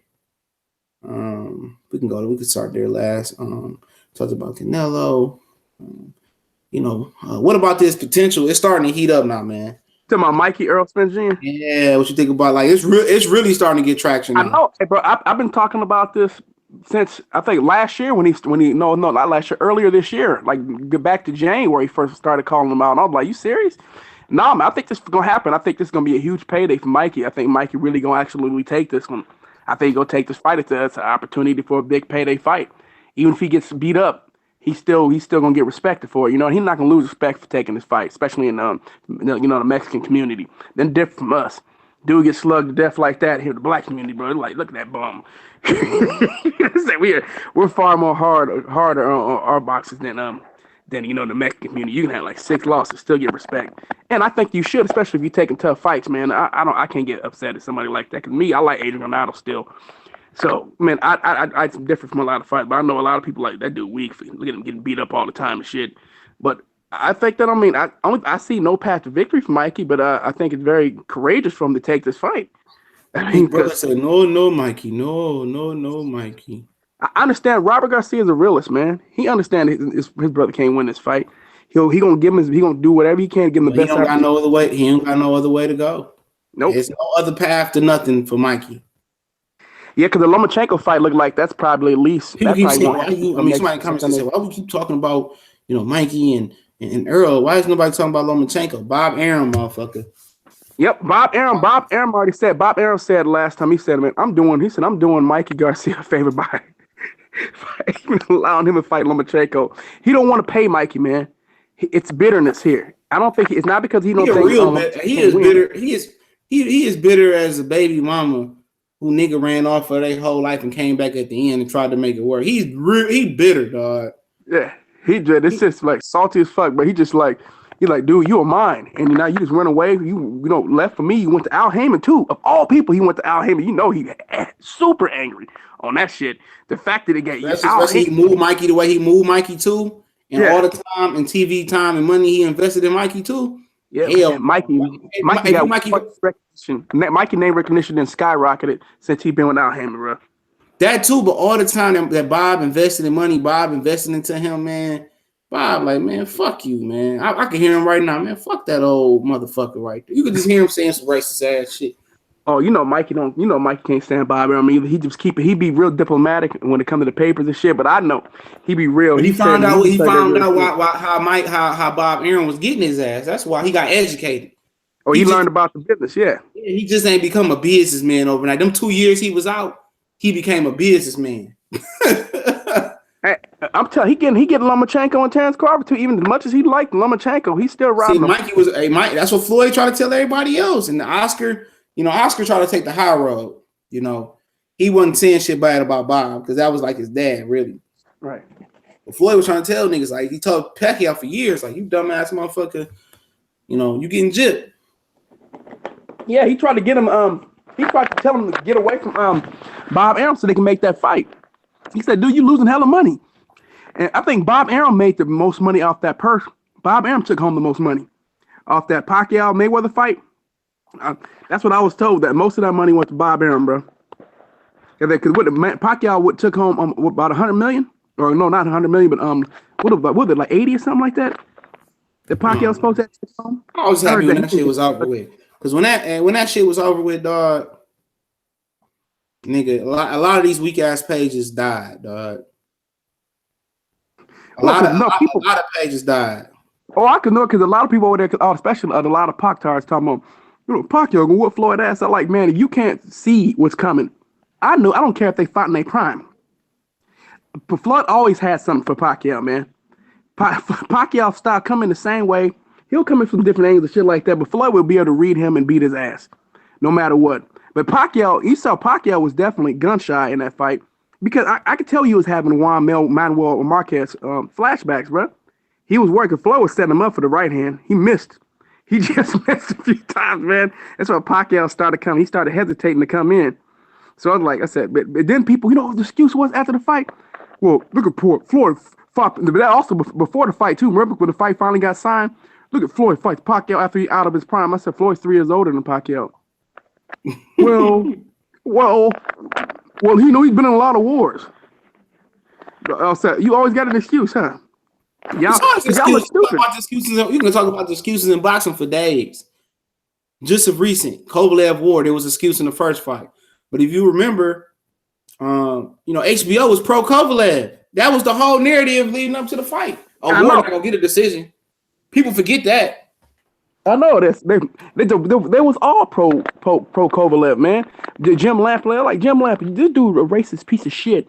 Not even from America, and you gonna root against the American gold medalist who's a God-fearing man who's never in trouble, nothing. Perfect guy that you should love. The kind of guy you should like. No. You're going to root for the thug. He didn't start being a Ward guy until Ward got on that commentary cast. And Ward started, and him and Ward actually developed cast. Yeah, once he got on the commentary cast, he started liking because he didn't root for Ward in the second fight. He didn't root for him, dog. And then when he got to know him as a person, he like, this dude, you ain't heard about nothing. Even Darrell, you ain't heard shit bad about Darrell inside the ring. Right. None of them.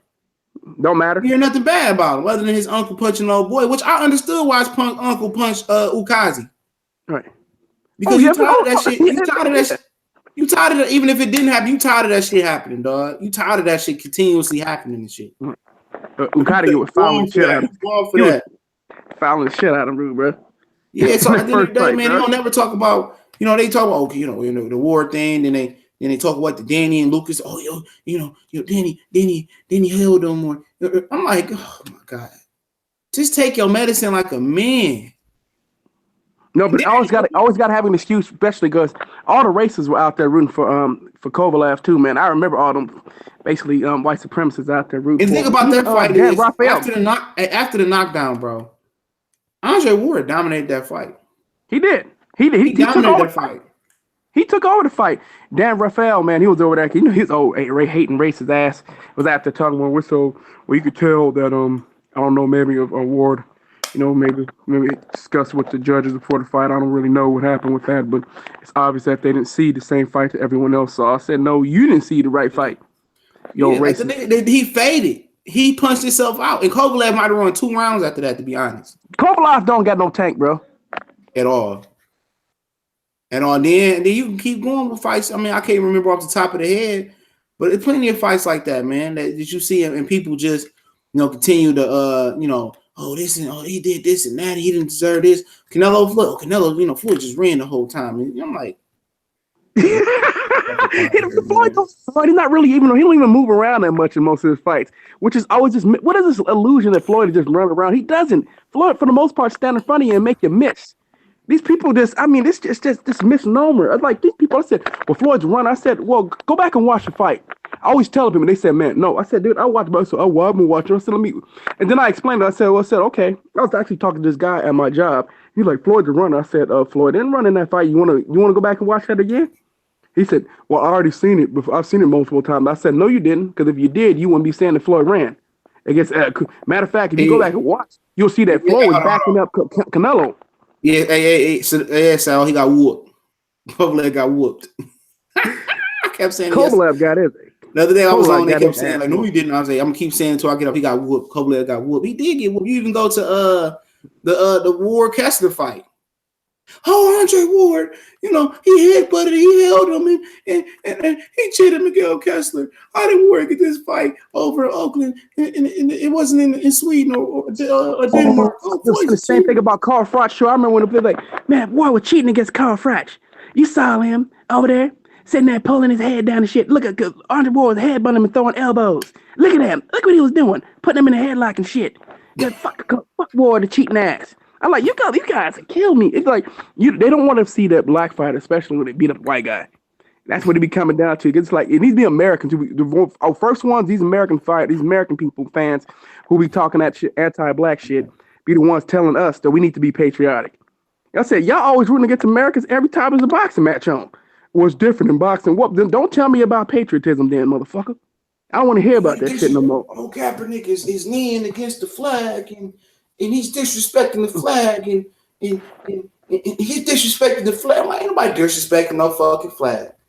So he's disrespecting the flag, and you telling people that you standing for something bigger, something bigger than than a material or a tangible. Hold on, flag. and the military vet told him to take the knee instead of sitting on the bench. Because he first came out, sat on the bench, and he spoke to a military vet. And the military vet, a white guy actually, of the military vet, I think it was in the Navy, told him to take a knee. This is actually a true story. You guys can look this up. I don't know if any guys know him. The military vet told Colin Kaepernick to take a knee, that it will be more respectful to take a knee than to sit down, than to sit on the bench. And that's what he did. And of course, we had the media start lying, saying that it wasn't about, when he was telling them, I'm doing this for police brutality, man, and for for black people being mistreated in America. And they took that and said, oh, he's being disrespectful to the flag. And so they just started repeating that lie over and over and over again. That shit and get people to go against him and shit. But at the end of the day, what they're doing is taking away from their biggest moneymaker. Something that they just re-upped in football, and they're going to end up taking a loss. Well, football already on the decline, bro. I'm talking about from the rating standpoint, man. They doing everything to kill it. They managed to do the Cam Newton. Right. They managed to piss off both sides. Facts. And here's the thing, though, bro. And a lot of the stuff started, though. First thing, they started taking away all the big hits and stuff like that, so you can't touch quarterback no more. And that's very, very important that you say that. They changed the game. And the same thing the NBA did, they changed the game. And when you change the rules, you put an imprint on the game and you make the game evolve artificially. Right. So thus, when you change the game of the physicality in the NBA, you took away the big men. Remember, they used to market, the big hits. The NFL used to market all those big hits, acting like they cared about the player's safety. No, you didn't. Then when the league was run by Paul Tagliabue, we didn't have these issues. Leonard Little, he had a homicide. Right. Remember, didn't Leonard run over, kill somebody? He did. No, he did. That manslaughter, he ran that lady over. You know what I mean? He was drunk. He was drunk. Exactly, man. We had hope. Dude, we could go back for ages. Dudes that committed domestic violence, whipped people's ass, shot people, the whole nine. No one gave a fuck about any of that shit off the field shit. People only cared about what happened on the field. And it only became an off the field, on the field issue because they made it that. They brought that to light. It was a way for them to recoup some money by suspending these players to put more money in these owners' pockets. Bring more women in and shit like that. The women were watching the shit anyway, man. You know what I'm saying? You talk about the Jameis Winston incident. Sorry to get off boxing football. The Jameis Winston incident is an allegation. It's a he say, she say, some shit that happened 2 years ago. Same thing with Ezekiel Elliott. Is this about what happened at Florida State? For real? No, this is about 2 years ago. Him, Ronald Darby, and there was another guy going to a Mexican restaurant and had an Uber driver. The Uber lady driver said that Jameis Winston grabbed the crotch. All right. And Ronald Darby said he didn't see it. And then she came back like a year later, and she said something. And they said, "Oh, that's conduct detrimental to the NFL." Right. So they suspended him over something they can't prove. The rest, they didn't have no witnesses other than Ronald Darby. Ezekiel Elliott, bro. Remember they did to Ezekiel Elliott? They did with Ezekiel Elliott. No evidence. Even the girls proved he's a liar. He didn't care. Roger Goodell said, well, he don't care because in his mind, they said when it spoke to him, the lawyer lady said, well, in my mind, I think it's guilty, and if I think it's guilty, that's all that matters. That's some bullshit, man. I'm like, Roger Goodell got to go, bro. I'm just telling you right now. They just read them up. And then think about that is, if them dudes don't if they union, bro, and I've been in a union for a long time. If they union don't sit them down and tell them, look here, dog, we gonna save 50% of each paycheck we get this year because we really expecting a real strong holdout when the CBA get up. Yeah, they should go for. They really need to go for guaranteed contracts. Cause I always hear fans. I got to say this to football fans, in general. You guys always complaining about, especially with sports. You guys always talking about, well, the player doesn't show any loyalty to the team. Well, the fucking team don't show loyalty to the player when they cut them before their contract's over, right? They don't own no additional money, or at least they can do is, get rid of the franchise tag. Yeah, they should get rid of the franchise tag, man. You can't force the player to stay over there. He can go get money right away. You know what I mean? Like a franchise, you get you get to get franchised twice before you're allowed to actually go off. And the main thing is to take the power out of Goodell's hands, man. That's the main thing. Yeah, he got way too much power, man. And that's actually on the that's actually part of the players union. The players. They copped that out for less practice time, which ended up hurting them. Right.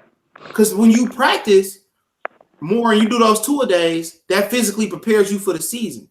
But when they took away the physicality of two-a-days, a lot of people more injuries, bro. More injuries, and a lot of people form tackle was fucked up. So a lot of people don't get that real. You don't really get to get in real shape and really get your form down. You know what I'm saying? So that was a terrible trade-off. Why would you want to give up that kind of power? Now you guys are pissed off, but you guys did it to yourselves by agreeing to that shit. And not only just that, you didn't even take away Thursday night football. That's another big thing. Yeah, Thursday night football sucks, bro. I'd rather just watch college football on Thursdays, bro. To me, Thursday and Friday and Saturday is college football time. You know what I mean? And part of me don't even like the primetime games no more. And that may could be a product of Thursday night football. Right. Because Monday night football, even when one was on regular and the other one was on cable, because then they swapped it around because Sunday night football used to be on ESPN and then Monday night football used to come on ABC. No, but remember though, Monday night had a couple of years where they had some bad games, some bad runs, bro. Where they just had a whole of recent. Right. Of recent. And Sunday night football was the one that actually had the really good games, man. You know what I'm saying? So I mean, it all depends, man. It's the same shit. They showcase the same fucking teams. How many fucking times do I got to see the Dallas Cowboys sorry asses on my TV on prime I feel time? you, bro. I feel you, man. I feel you, man. Here's the thing: at least Thursday, you would see everybody would get on there. But then at the end of the year, when you want to see a good game, you got to see some team is 1-0. 1-14 versus the team that's 3-12. Nobody want to see that shit. To be honest, I just rather keep football on Sunday, dog. Pro football, right. And I take Monday, but Monday night football. Monday, but you don't just get rid of it on Thursday. I mean, Sunday night football, right? Just get rid. If you just get rid of Thursday, get rid of Thursday night football. Let college football have Thursday, Friday, and Saturday. Let them have it. Let them showcase that, man. And you going to take Sunday and Monday. The only time they go to Saturday is when the holidays come up, so I can respect that. Right. Football and college football is off. It's mostly bowl games. Right. Exactly, man. Because to me, that's what I love about Thursday. On Thursdays, most of the time, even when I was with the NFL, I was watching college football over there because I love college football. I love college football. I like watching high school football on top of that too. Because the high school football games will be starting up. You know what I'm saying? High school football games starting in about another couple months, about a month and a half, right? So the high school football games get ready to start in 3 weeks. Right. So the high school football games be on too. It'd be on ESPN, be on Fox. You know what I'm saying? And people love watching that. So now you got the high school and college. Let the high school let them have them days, man. Let them have that. Don't interfere. Because I think the NFL, you're taking away from the high school and college kids, man. Don't do that. Get off Thursday night. Give Thursday nights up. Matter of fact, y'all not even doing that well from a rating standpoint on Thursday. No one want to watch. I don't watch it. Even if I got the day off, man, I don't watch that shit, man. Mm-hmm. What you think about the Pacquiao situation? I seen you do a video on that. Yeah, man. Pacquiao saying that, I'm letting my guys handle it and all that. He said he let his people handle it. I'm like, well, where's the money? You still ain't deposited the money, bro. Dude said, well, it's going. They said it's going to be there. When? That's my problem. My you only got $2 million. You or Michael Collins, who've been robbing your ass for years, ain't got $2 million. Hey man, Pacquiao had to pay so much taxes. I think he still owes taxes to the U.S. government. $70 million. Why he ain't been here? Which he ain't been here for? He don't want to go back to train with Freddie Roach too. Right, because he got to come back to across that. As soon as because every time you train here, you employ sparring partners. Right. That's a tax. You got to pay taxes. And hell, and that's why he's been staying out of the U.S., man. Why that fights in Malaysia instead of over there in the U.S. or something like that, or over in North America or somewhere over in South America where it should be. You know what I mean? He chose to have it in Malaysia. Okay, that's cool. You still ain't deposited the funds. Where's the money? He ain't got I don't care what you say. I had some people. I guess somebody I got a dislike for it. I'm like, man, it still matters. Where's the money? If you don't deposit the money, there ain't gonna be no fight. It doesn't matter what you say, Pacquiao, because it turns out you're not even handling the business. You delegated the business part. If you're gonna be a promoter, you can't delegate, but you need to be checking up on this shit. He said he ain't even been paying attention to any of it. He's delegated it all. To Michael Collins. That's hella dumb. To Michael Collins, huh? He probably gave Michael Collins $2 million. He probably blew it on some other shit. ain't no telling what's going on, bro. I can't believe that this dude should have. It's two different fighters in this world. You got niggas like Oscar De La Hoya. You got motherfuckers like Trinidad. Real shit. Man, this shit is so fucking hilarious, man. I just can't believe how. Like, say what you want to say about Oscar De La Hoya, man. Two things for sure about Oscar. Oscar about his paper, and Oscar fought the best motherfuckers available. Yeah, Oscar. Yeah, man. That's what I brought that up the other day. I said, man, say what you want about Oscar. I said Oscar De La Hoya can fucking fight, and he fought stiff competition, man. You know what I mean? He may be a cross-dressing spatula fucker, but you know what I mean? He still, that motherfucker can still fight, and he still fought stiff competition, and he was legit, bro. He was a legit top fighter, man. And so you can respect him that standpoint. I don't fuck with him what he's doing outside of the ring, though. It's your man. Taxes. A lot of people don't understand how boxers get paid, though, most of the time. Well, you know why, too? Here's the one thing, though, too. Pacquiao could have paid all that stuff up. Remember, he was involved in gambling and paying for prostitutes and things of that nature. Womanizer. He was a womanizer, he said. Yep. Yeah, a lot of prostitutes, bro. He fucked a lot of prostitutes. I don't know if you guys know about that. He fucked Paris Hilton, too. Huge gambling problem. He fucked Paris Hilton, too. Did he? But hell yeah, him Paris Hilton always on Pacquiao, on Pacquiao dick, man. Go back and look at all the pictures, man. I did not know that. Man, Pacquiao was fucking with hoes, man. Big time hoe, bro. Paris Hilton was a wealthy thought. Yeah, you can look at a bitch face and tell when a bitch a hoe, dog. Like real, she could just look. It's like all the fucking like outlandish freaky hoes. They got this look. You know, that's always like fuck the little nerdy ass hoes in high school, man. All them hoes was freaks. Yeah, she fucked Gucci Man too. Gucci Man. All them little fucking little hoish hoes in high school. They had this one little look you could just tell. The bitch be all quiet and shit. She the hoish. She's a hoe. Niggas don't even know it. They trying to get the best looking bitch with the fat ass and titties and don't even be the ones that know how to fuck. Be the little. The thought. She got the thought face, bro. Hell yeah, that look. She got the look. You can tell that look they give you. Yeah, my God. That nose ring and everything, bro. Yeah, he probably even the look when white women look at black men. Ooh, yeah, he probably fucked the shit out of me. Like hell yeah, niggas, man. I knew my man back then, man. It's always them hoes. I'm trying to tell y'all, dog. It's always the hoes that y'all think, oh, she look like this. No, she lame. She ain't got the Gucci on. Man, bullshit. Take all that shit. They said Jessica Simpson's get passed around like that too, man. She was fucking with niggas for a while too, but most of them didn't know about her. Jessica Simpson. Oh hell yeah! Tony Romo found that bitch out and dropped that bitch like a hot potato. Yes, a couple niggas hit that, bro. Press box and shit. He dropped that bitch like a hot potato. Hot potato. Dropped her ass. You know, like I said, man, like niggas, like niggas always want to go for the best looking bitches, dog. Like when you get older, that shit don't matter no more, dog. Nah, but it should be some thought bitches, brother. Tell the both of you better like that. While she look bad. Always had them hoes. Trust me, them hoes will be there. Kanye West married to like the biggest thought in the game. Exactly. Like, why does people like Kim Kardashian?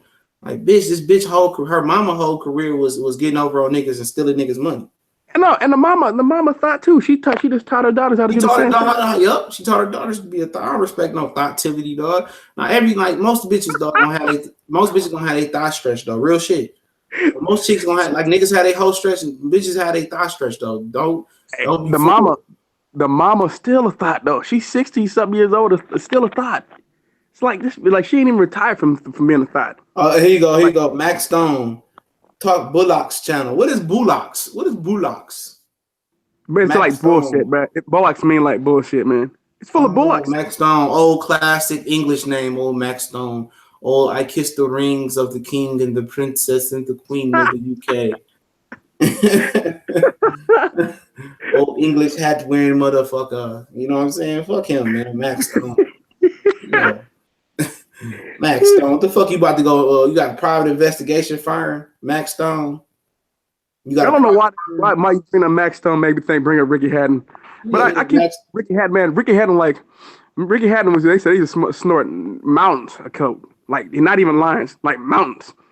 Right? I don't even know who Fortune is. I don't even know what he's talking about, bro. All he's talking about, Alex Santos, him and him having some beef. like y'all. I mean, in this, just shut the fuck up. Leave there. Nobody give a shit if you leave. Forcing. Like niggas love motherfucker talking shit about channel, but always here. He all like niggas always be here. Ones who talked about shit be the ones who hang around the most. They can't leave. Yeah. Like Ticket today. Ticket went off today, dog. Hey, Ticket remind me of myself, dog. He snapping, dog. Like be sick of this shit, man. Hey man, I think Hitman. I mean, Ticket hit list is he got. I think he got more people blocked than his subscribers, bro. Man, I don't even like blocking people. My shit kind of thick now, dog. I don't even block people. I don't even block people for that racist shit, though, man. But it don't even matter though. Ticket, bro. It don't.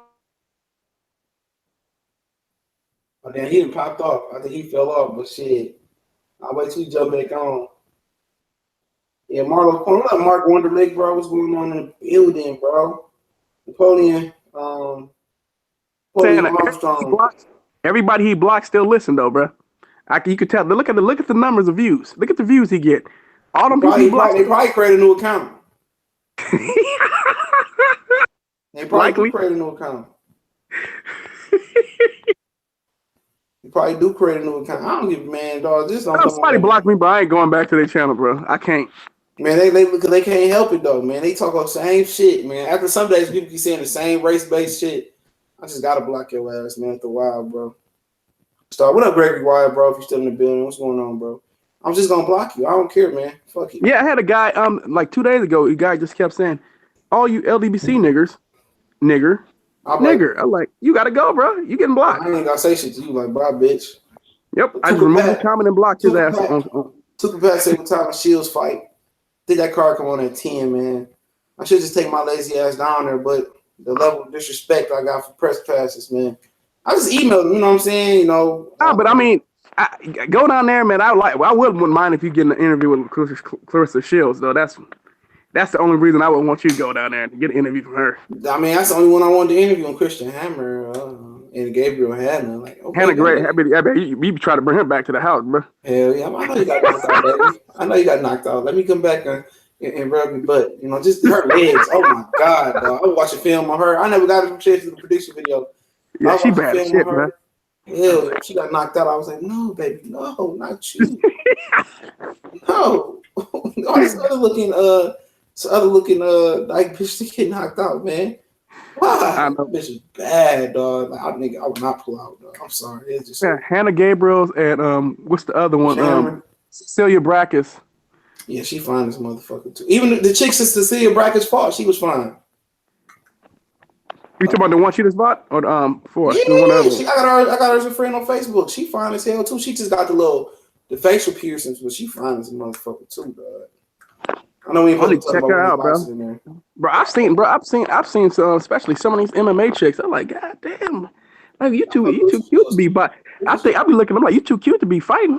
I'm like, don't be doing that to yourself. You need to be hitting that pretty face of yours.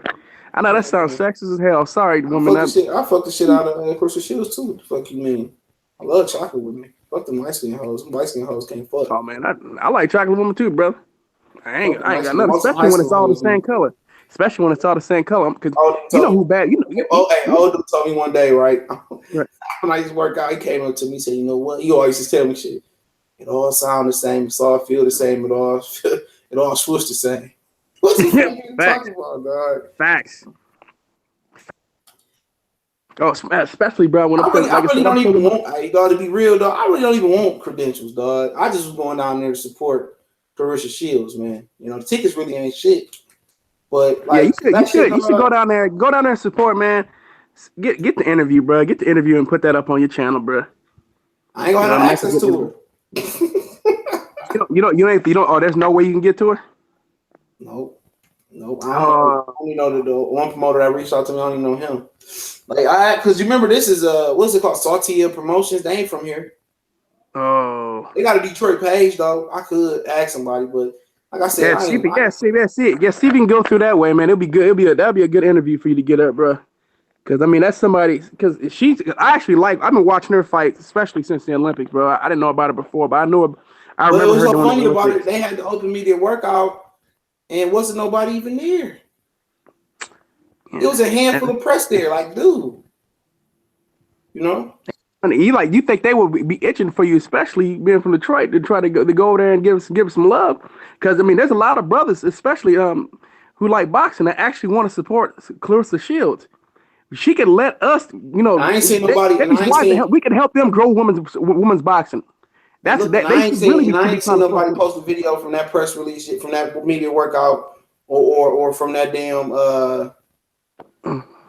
thing yet. I've seen it on Facebook, but I ain't seen it on YouTube. Old media though, bro. A lot of these people still do old media, man. Not understanding that you could use your vehicles right here. We're your vehicle right here on YouTube. We can help get her more notoriety, man. By allowing us to have access to her, we can get her more notoriety because by us covering her, we helping build women's boxing. We can get other women into women's boxing. Alex Santos said Cyborg look like a tranny. Oh man, Cyborg a beast though, bro. I don't care what you say. I'm not worried about her looks. I like the way she fight. She been to bend over. She been to bend over Alex Santos and blew his back out. I think it really gonna be better. Leave that bitch alone. Hey, don't say that on Coach. Coach gonna get you, bro. About that, especially. That's my homie, Coach. You do not play with that. That's what I'm saying. Like that bitch gonna bend you over, and blow your back out, bro. You gonna be mad. I gotta laugh at that one, though, bro. Sorry. So what? Your shit out be bigger than your shit, dog. You gonna be mad as hell. Man, fuck up out of here, man. I was straight, dog. Give fuck what that body look like. That face, man. That bitch face look like that mask off of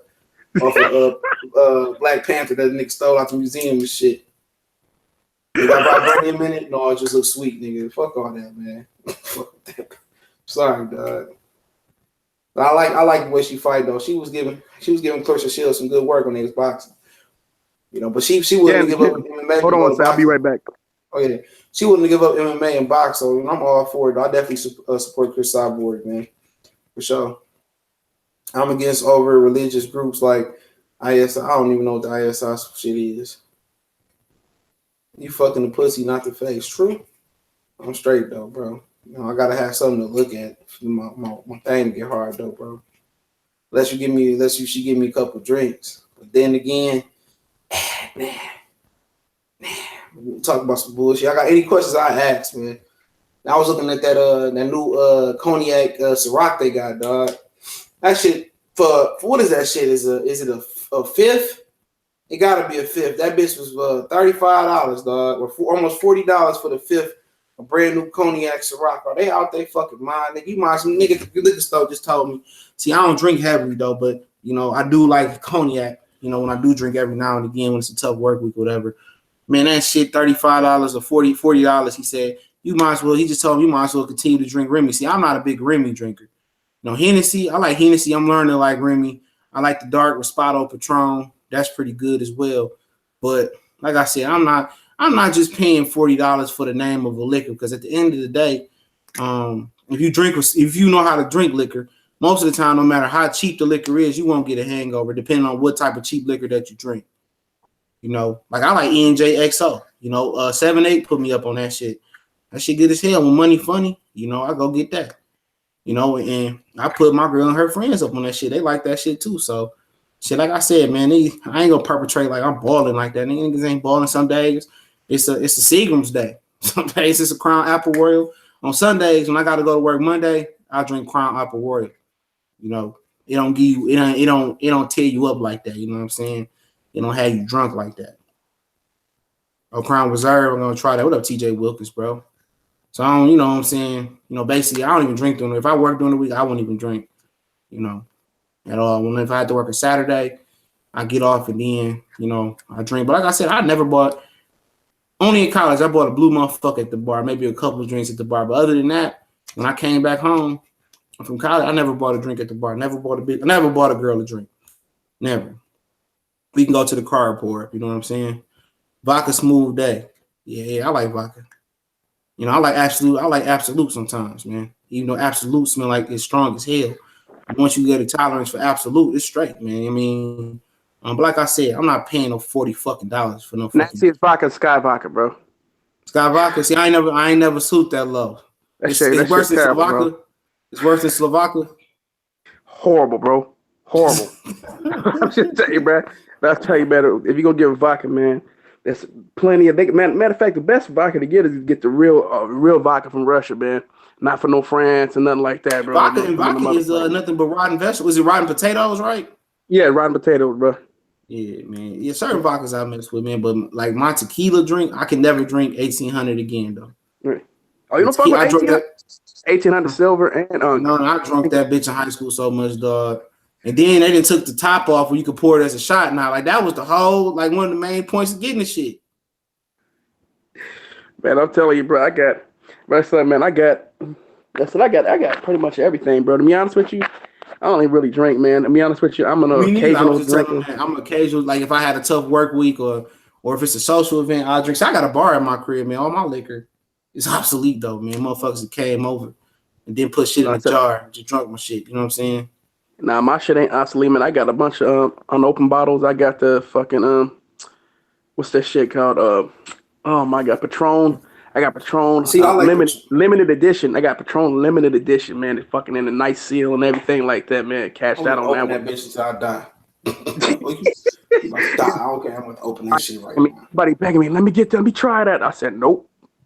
I fuck with the Avions because I love that, man. I just had an Avion margarita a couple of weeks ago. Coming from a funeral, that shit with Avion, I love the taste of that shit. But Patron, the Prospato Patron, the dark Patron, that shit is the truth. Oh man, my cousin sat there and stole his sister's. She had the 2 Hennessy white bottles that she just got from Bahamas. He took both of them, choked them bitches to the face, bro. She's like, man, I'm about to shoot your ass, nigga. Yeah, I had the Jack Daniels white honey or some shit the other day. I'll probably get drunk off that bitch, though. I ain't gonna lie. That shit was good. Yeah, I forgot what it was called. My mom boyfriend gave me that shit was good. Motherfucker. This motherfucker said, how much you want? This nigga got a corner left between me and his brother. I looked at that nigga home and said, you only got a corner left. I said, damn. I had to go get a bottle of that shit. On my birthday, I gave my dog a full Corona. He was only like, let me see. He was only 6 months old. I gave that nigga a whole Corona. That motherfucker woke up pissing. He pissed all over my man cave. I fucked him up. My boy was like, you was wrong, dog.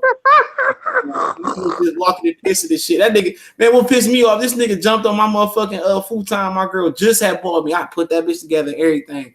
She got me a futon, like a 16-inch TV and shit. That nigga jumped and just pissed and jumped down and pissed on the floor and jumped back up. I take it his ass. He just pissing and walking. I said, yeah, I forgot I had gave him that Corona. I was fucked up, dog. See, I'm a Hennessy nigga. Like at the end of the day, I used to work at one of the big 3 and shit. I ain't gonna say which one. I used to work at one of the big 3. And every Friday and Saturday we worked. These niggas had Hennessy Friday and Saturday. Everybody had their own fifth, dog. I swear to God, nigga. Nigga, I'm telling you, I would never buy a brand new car, dog. If y'all knew what I knew, dog. Nigga, the whole crew hand out, dog.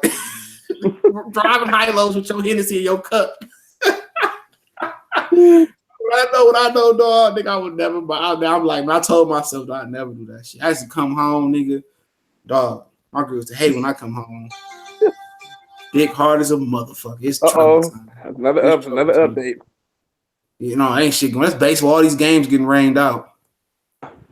What is it back? It raining back east? Or it's raining a little bit. They canceled the Indians game. They must be in Cleveland because it ain't raining that hard to cancel right now.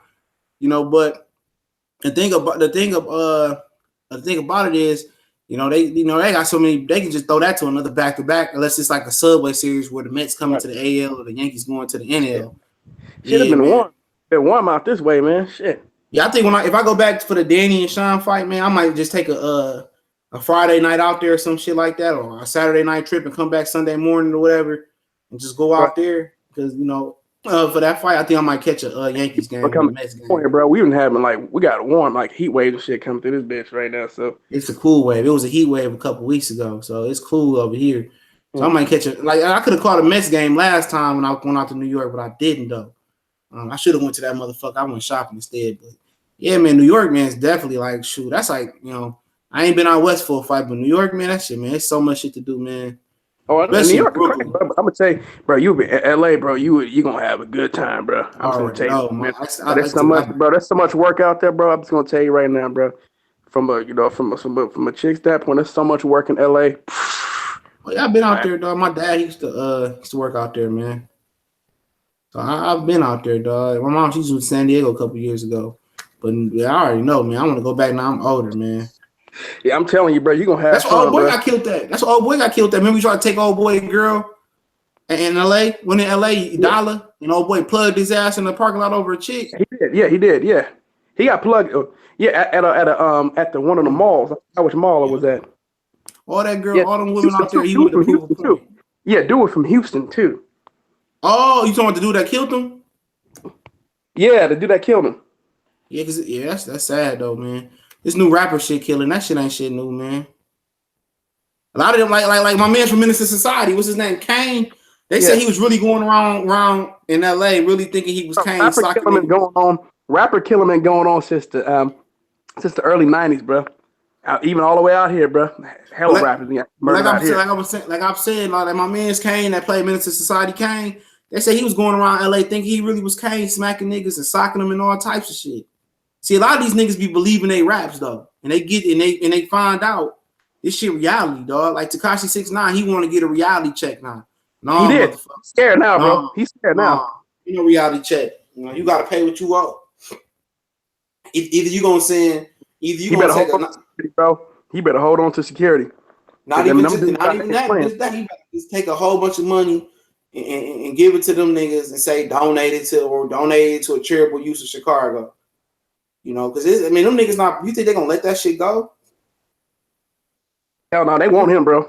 They gonna get him. As soon as his popularity fall off, you gonna catch him in the bathroom like Elvis. On the toilet, fucked up, dog. Here's the thing. He wanted everywhere now, bro. Yep.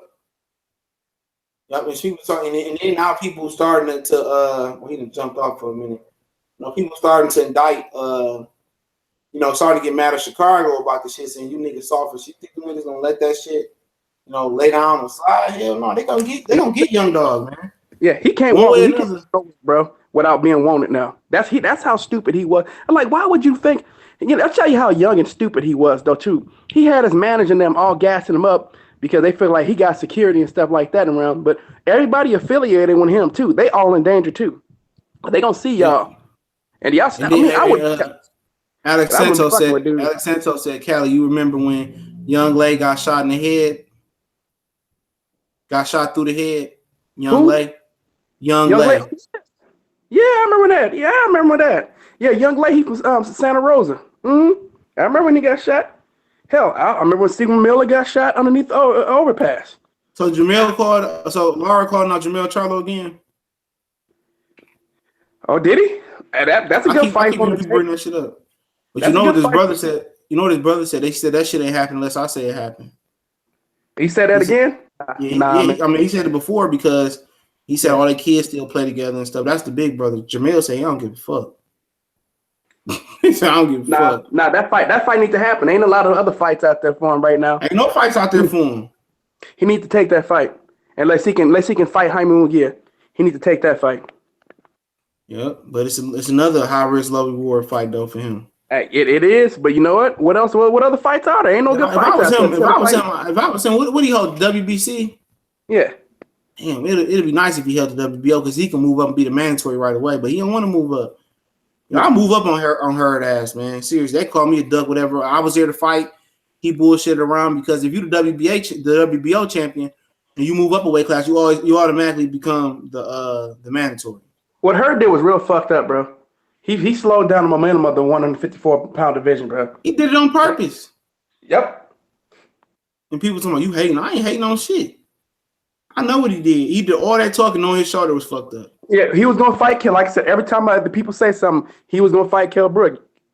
But it's okay. So he can need to have surgery when the Kell Brook not available. Get out of here, bro. He was gonna fight Kell Brook.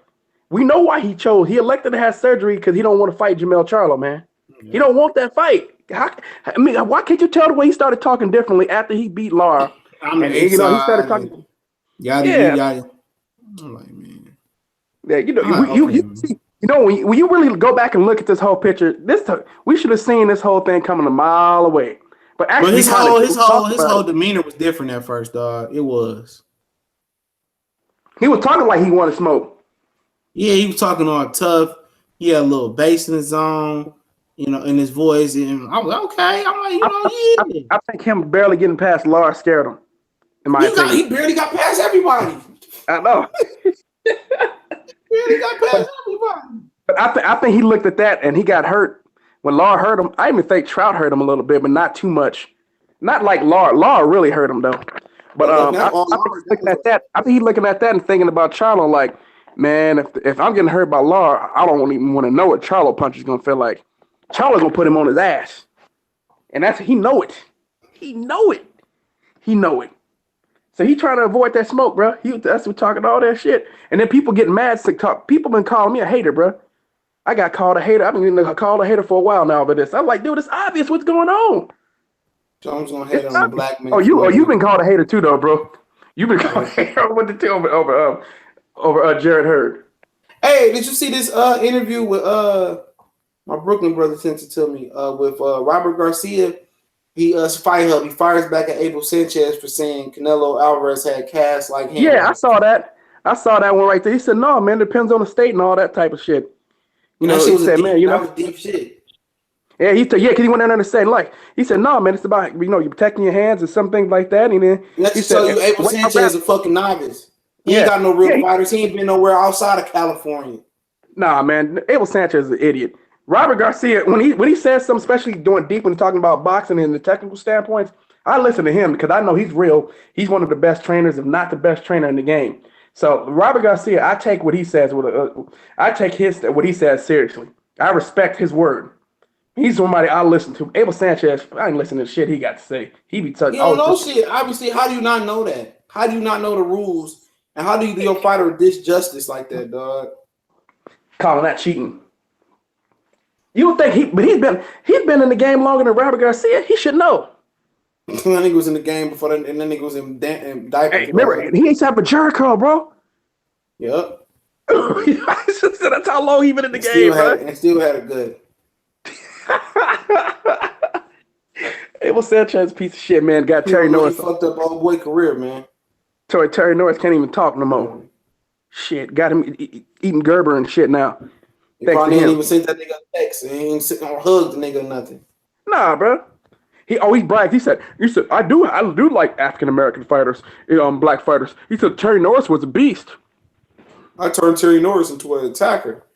I said, yeah. Turned Terry Norris into a handicap, bro. That's what you did. And this nigga LeAngelo Ball. LeAngelo Ball, no, he ain't nobody picking that. He ain't playing on no summer league, bro. He done, bro. LeAngelo Ball, LeVar Ball done burned so many bridges, bro. He fucked his kid's career up, bro. That motherfucker was never gonna be good enough, though. No, remember, but even LeVar Ball said, he said, "Well, my son LeAngelo, he not that good of a player, man. I don't think he's gonna be very good." I'm serious. He said this shit, bro. He said that. He said that shit. That LeAngelo wasn't gonna be no good. He better shut up before he fucked up the baby career.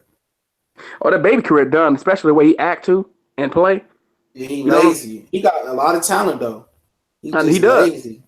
And LeVar Ball killing the hope for all because he don't shut up. And Alonzo starting to open his mouth. He sound like LeVar too. He sound like a fucking fool. As far as we don't even take him. That daddy has got them acting that way, man. I'm telling you, the daddy should be telling them should shut the fuck up. He need to go to somewhere and sit down. You did a good job to market his sons to get him out there, but once he got in the league, he should have been quiet. Yep. You know what I'm saying? Focus on the little nigga.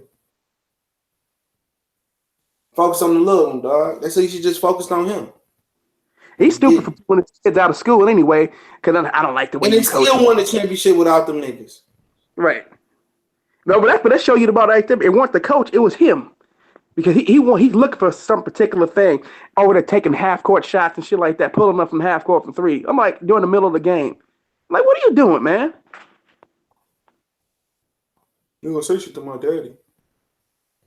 I can't stand LeVar Ball, bro. That's what that dude is an idiot and embarrassing, bro.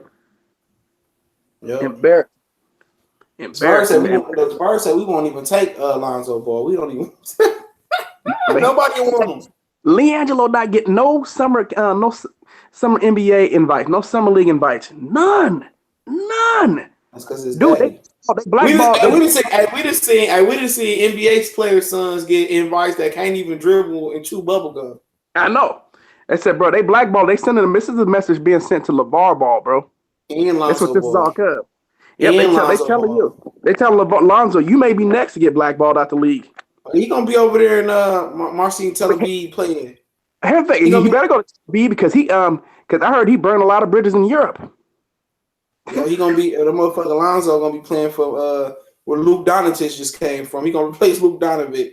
Or maybe in the China League. Oh no, they ain't having no niggas back over there. Oh yeah, I forgot about that. They can't go to China. I forgot her because of that. They stole that shit. Yeah. Really? I mean, how stupid are they? That's just dumb. They better go to Puerto Rico or Dominican Republic and take over. Or Mexico. Shit, they gonna be getting paid in pesos, nigga. Them niggas gonna be eligible for a fucking bridge card. Fucking with you know what? The best thing they could do is go somewhere, get away from their daddy, get humbled, and then come back humble. Like, look, man. And then get the fuck on, man. They got to distance themselves from their daddy. That's something that you normally don't say. But this nigga, he's toxic, bro. Imagine this nigga was a boxing coach, dog. Somebody been put his power out by now. Hey, this dude over the top, he could beat Michael Jordan 1-on-1. This dude averaged 2.3. LeVar Ball averaged 2.3 points a game. I think it was like 0.9 rebounds and 0.4 assists for a career at Washington State. That nigga probably couldn't even beat Skip Bayless. Skip. He had 2.3 guns. Skip, he couldn't even be Skip. He also said, if I would have chosen to play in the NFL, I would have been better than Tony Gonzalez and Rob. He tried to play in the NFL. He couldn't even cut it as a tight end. Shannon Sharp even offered to teach D'Angelo Ball how to play tight end. Stupid, bro. He should though. With his body style, that'd have been good for him to learn how to play tight end. He got the size. And he got the athletic ability a little bit to play tight end. Hella dumb, bro. But LeVar Ball, because he's such a control freak. You know what I mean? He had some of the stuff he did at the beginning was smart because he got the attention on his kids. But then you got to reel yourself back. He can't. It's not in his personality. Oh. Big ball of bread. If you can't afford you can't fall baller brand, then you're not a big baller. Like, I'll be looking at this nigga like, man, I've been told he would have to kill me. I'd be like, man, shut the fuck up. Like, shut up. I know his mama, he wasn't married to a black woman. His personality, that he definitely attracts other ethnic group of women. A black woman, a real black woman, and shit, even a half black woman. Starbucks black women wouldn't even accept that nigga, dog. Black woman putting up with that clown ass nigga. For real. I know. Hey, when he treat his wife like, oof. Everybody putting up with LeVar Ball and this big baller brand. You ain't a big baller if you can't. Yep, I ain't a big baller. And I understood his vision when he first came out, man. But now, man, that nigga's a clown, man. And Lonzo acting just like a clown ass nigga like him, man. Two clowns, man. I'm gonna go through the chat. We're gonna get on fire. I'm gonna go watch Clarissa Shield fight. I can't even believe he charged $500 for them ugly ass shoes. Man, them bitches, man. Remember them one shoes, them 310s? What was they called? Remember what was them shoes, kind of them car shoes they had, and they had the wood grain on them? Yeah, I know what you're talking about, yeah. I had a pair of them bitches. Man, them bitches look like them, but worse. Like cheap material and shit, dog. They remind me of them bitches, dog. People really bought them, though. Some people, because of the price, I believe I was told they sold like 10,000 of them. 10,000 of them ugly ass shoes. Man, bitch, I won't even buy them. Hey, Lawrence Williams says, CJ, what you think about Jamel Charlo versus Carlos Castellano? That's a good ass fight, man. Castellano, he beat Derevchenko in the World Series of Boxing, but he been exclusively fighting in France the last 4 fights, so I don't know. Plus, he would have to give up his regular WBA strap to fight Charlo since he's a world champion. Hurd was talking side right after the Lara fight. That's TJ Wilkins. Yep, he was talking Fugazi. What up, Roman Jesus? You know, he still talk about 6'9" Brooklyn behind him. All right. Yeah. When y'all put him in that long, stretchy thing and it's time to lay him to rest, y'all definitely be behind. You better chill out. Hey, man, Jared Hurd, I think we talked about this before. Jared Hurd, I think he on that AJ shit, bro. He fruity, too. Oh, yeah. Oh, man, you seen the picture I sent you, right? That nigga posted that, dog. It did. It don't make it different that the two twin brothers that one of them he was hugged up with said, "I'm gonna send my brother some fruit after the draft." Like, nigga. Well, for real niggas don't say that. I'm gonna send some brother some fruit. Yeah, that dude homo, bro. It was like shit, man. What's up, Ashley's Corner? What it do? I'm not trying to be disrespecting. Yeah, I am. I got to disrespect the younger generation. What the fuck do y'all be wearing, bro? Hold on, and then what hurt my soul? I'm in on this. This hurt my soul, dog. When I seen Earl Spence with that Gucci purse on, dog, it hurt my soul. Nigga, that touched my soul, dog. I just wanted to be like, you know what, man? I'm Team Crawford, but I ride with Earl, dog. Purse or not, man. This is Gucci purse. It costs 10 racks. I'm gonna use the young nigga logic. I see that nigga with that purse strap on. I said maybe he just had a diaper bag on. He got his daughter there with him. Oh, then he had a purse on, dog. And then in Dallas they got some shit called Shag. You know, I know Black Fight fan. I know Black Fight fan. He a little older and plus he bald headed and shit. You know, he probably know because he got kids and shit. It's like a cut, and it's like a cut like mine. Right. But then in the back, it got like a little afro towards the back of the end of your head and shit. I'm like, oh yes, I've seen that, bro. I said, Earl, what are you doing, man? What a person? What is that? My boy, he moved from Toledo down to Houston, and we was playing Call of Duty. We was talking and shit. He said, man, I'm gonna tell you this, dog. Houston niggas and Dallas niggas is two completely different type of niggas. I said, shit, it's in the same state. He said they just completely different. I don't give, hey man, I don't get this whole purse thing though, bro. Why people say that's not a purse, it's a man bag. That's a fucking purse, man. No. It's a satchel. It's a purse. Remember the nigga said that shit on the first Hangover. It's a satchel. Yeah, it's a satchel. and they were still like it's a purse. He got on the elevator. He said, man, y'all got to be shitting me. Is he really wearing this purse? It's a satchel. I remember I came home, dog, from college, and I seen Hangover, nigga. I was dying laughing. It was the funniest shit I ever seen. Funny, bro. He said, "Y'all shit." Super funny. He said, "Are y'all shitting me? Is he really wearing that purse out there?" He said, "It's a satchel," and that was like 2009. Yeah, man, that shit was hella funny, especially that dude. Wasn't that one dude like a dentist or something like that too? Or he lost a fucking tooth? Yeah, the dude that lost his tooth. Yeah, and the second one. No, the first one he lost his tooth, yup. That nigga said, man, that nigga, hey, that shit, one of the niggas that don't like Earl Spence, one of my homies. I don't say he don't like him, but you know, when Puerto Ricans, they ride for theirs first. And he posted that picture. I was hoping nobody post that picture. Then niggas want to tag you. And like, God damn. And then in some of the Facebook groups, when you want your picture pop up, if it ain't that many people and they know you seen it, I'm like, fuck. Right. I'm like, man, still riding with my dog Earl. I'm still riding with Earl. I ride with Earl, but man, that purse shit, bro. We need to tell these dudes, bro. I don't give a fuck. I'm gonna be dead. And to me, no dude should ever be wearing a purse, ever.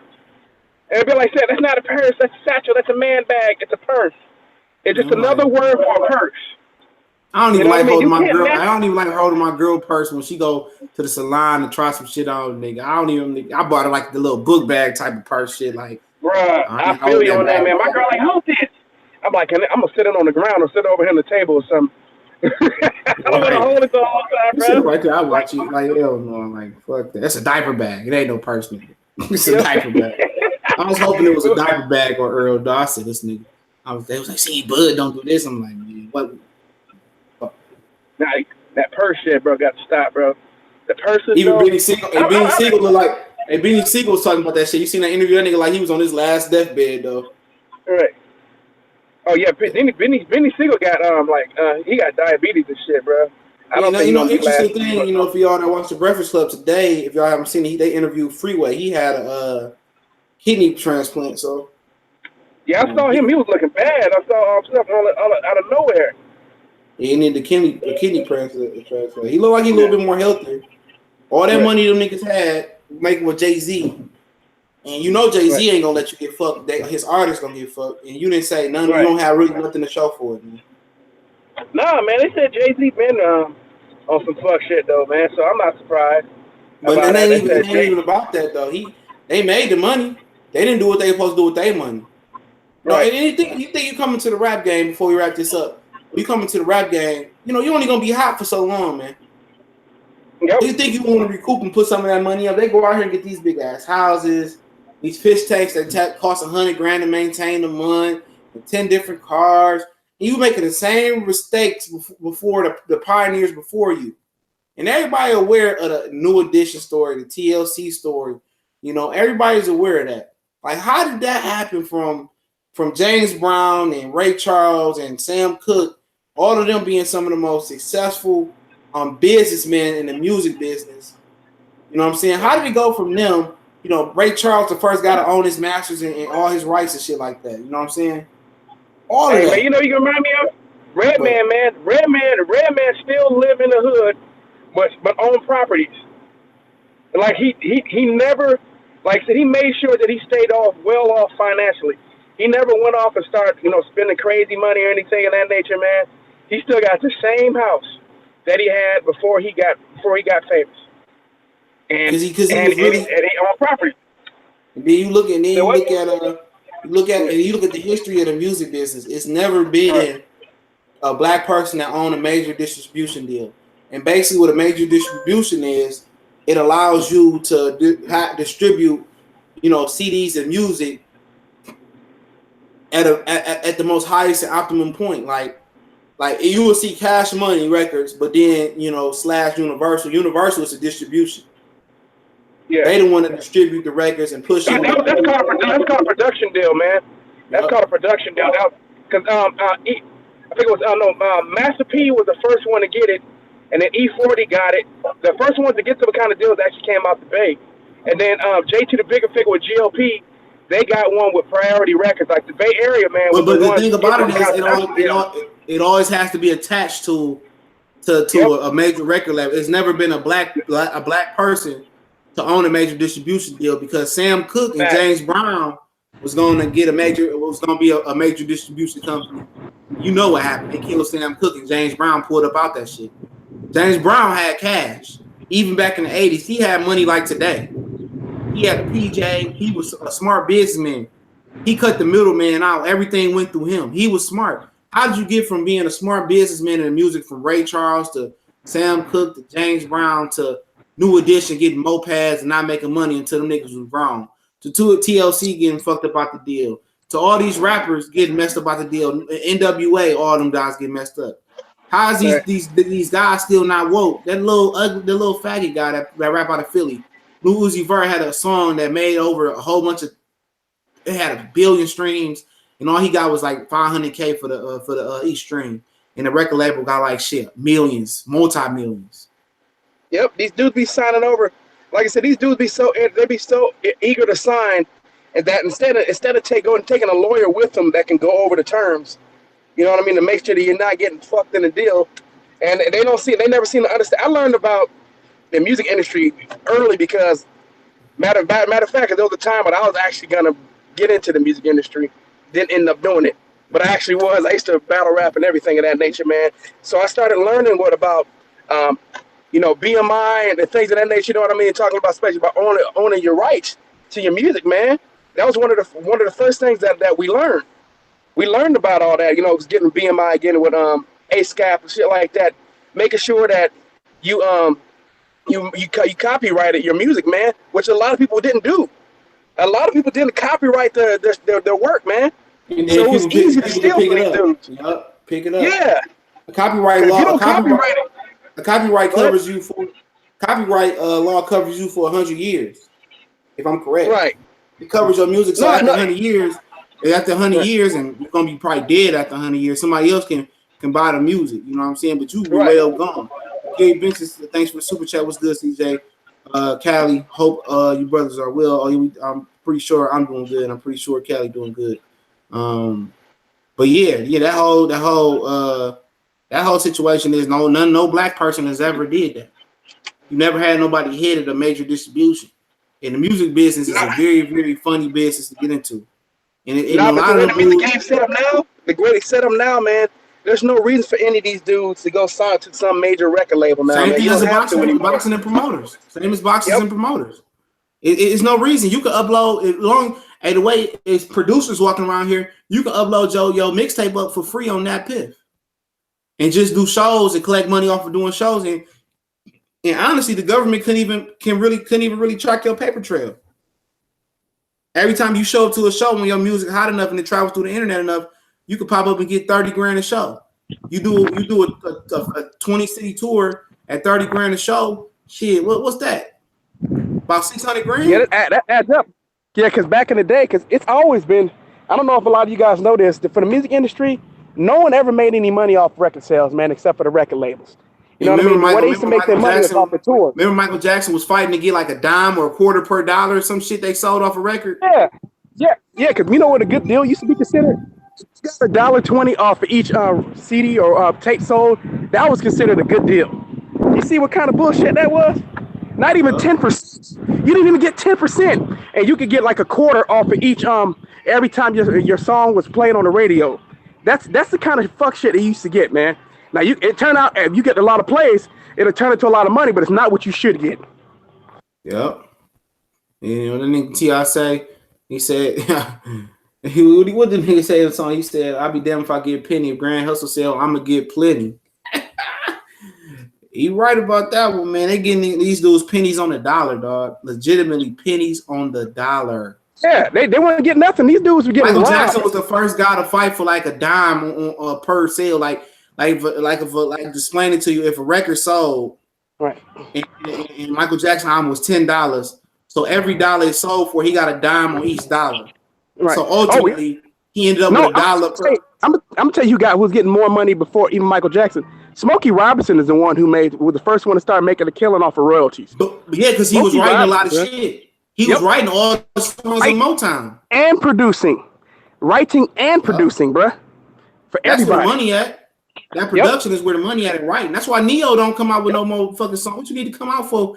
And you can in the dream. Why you need to drop CDs and for what? They just drop CDs for fun because they're behind the scenes. Kerry Hilson, they are excellent writers, and they make more money off their pen than actually making a record. They probably taking a loss by making a record. Yeah, no, they really are, man. And it's different from the rap game. The rap game has changed. The rap game and the boxing game is smart. Now the rap game has cut out the middleman. So now what's happening now is that the radio stations and it's not even a radio station anymore, but like Sirius Satellite Radio, they got to beg these rappers now to get their music on the radio. They can't just put it on there. They got to ask. You know what I'm saying? And then they got to pay them on top of that. So that's why Sirius Satellite Radio has gone up because they got to pay these artists now, man. And these guys got with the record labels no more. They got the record labels no more. Yeah, exactly. They got full rights to all their music. These rappers are getting paid, man. The rappers in the past are not getting paid, man. Young Dolph is the poster child for that shit. He's the poster child for getting paid as an underground artist. And that's why Drake was dumb to go sign with somebody. He never had to sign with anybody. Drake was already winning. He never needed anybody. Yep, that's why I said that's why that's why Young Dolph is smart. He didn't sign. That's how the Yo Gotti beef started, because he refused to sign the Yo Gotti, he didn't want to be under nobody. Even though Yo Gotti is probably got more people paid in Memphis than anybody else did in the history. You got A-Ball, MJG, Project Pack, 3-6 Mafia. He's created a bunch of millionaires. It's nothing like being able to keep all your own rights and everything like that, not have to sign over anything. That's why you able to see Dolph really riding around. And when you see Dolph riding around in Bentleys and bulletproof trucks and all this, that's his shit. That's his money. His mentor was Gucci Mane. Gucci Mane, if you remember, this nigga is the same nigga that dropped a mixtape every month for like 10 something straight. Hey, but here's the thing though, Master P was telling these dudes about it before the game. Master P knew the game was gonna change eventually. He was one of the first guys ahead of this. Was telling these guys, like, dude, you don't have to be signing people. You guys can start your own. He was telling these young dudes that I remember some of the young cats was telling them to shut up. I forgot which rapper told him to shut up. I'm like, you an idiot. And he said, like, turns out he was right after all, wasn't he, dummy? And now you're not even rapping no more. I forgot dude's name. It'll come to me. But I just tell you.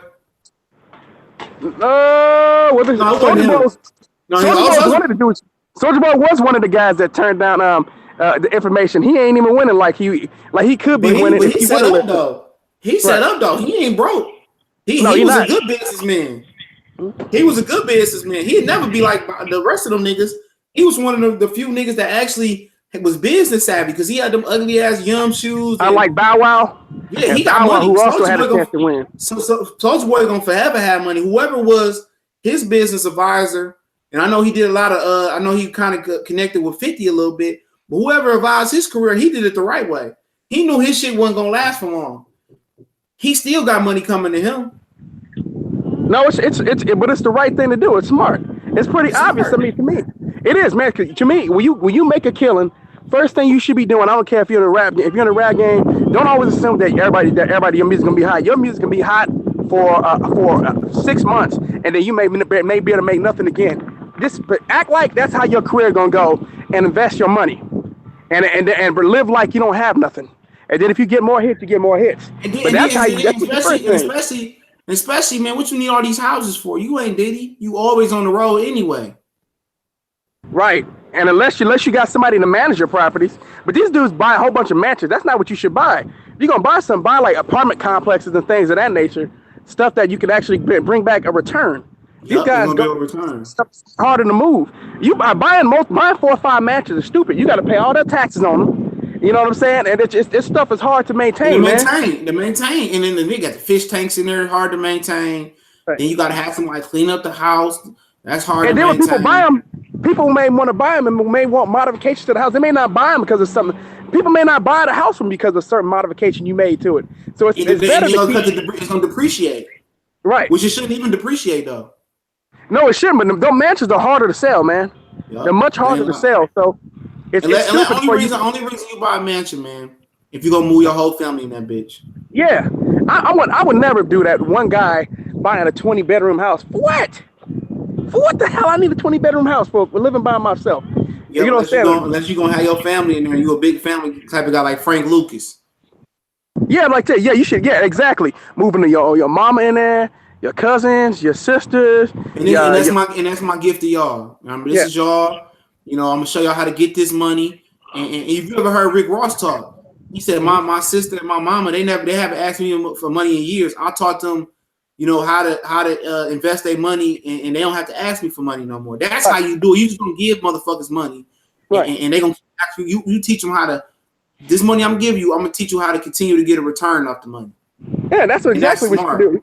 Hey, you can do like this. You can say that maybe your family not gonna end up doing the music, but yeah, you could teach them about real estate, or you could have somebody. You could bring somebody in to help them teach them. You could pay someone to teach them about real estate and help them make money that way through investment. And that's another thing that I noticed, though. That's another thing you notice, man.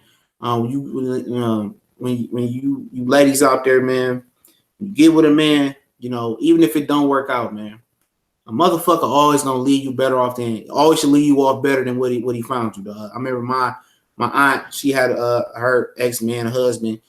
If they had a child together. He showed her how to start a home for disabled people and showed her how to double, triple her money. He ain't got to ask. She don't ask him for money no more. He done moved up out of that motherfucker. And child grown himself. He gave her education. He gave her education, so he ain't got to worry about her digging in his pocket no more or child support. She got her own. So that's very important. You always want to lead, like, fellas, for real, man. If you're in a real serious relationship and whatever it don't turn out, you always want to lead a woman better off than you found it, because that type of karma comes back bitter. Positive on you. Yeah, you want to be bitter because you already taught her how to make a really good, comfortable living where she ain't got to worry about thinking about that. A lot of women end up being bitter. It's not because of you cheating or whatever it is. A lot of times it's bitter because financially it's a burden. You know what I'm saying? It's like you left me. I don't have to do without you.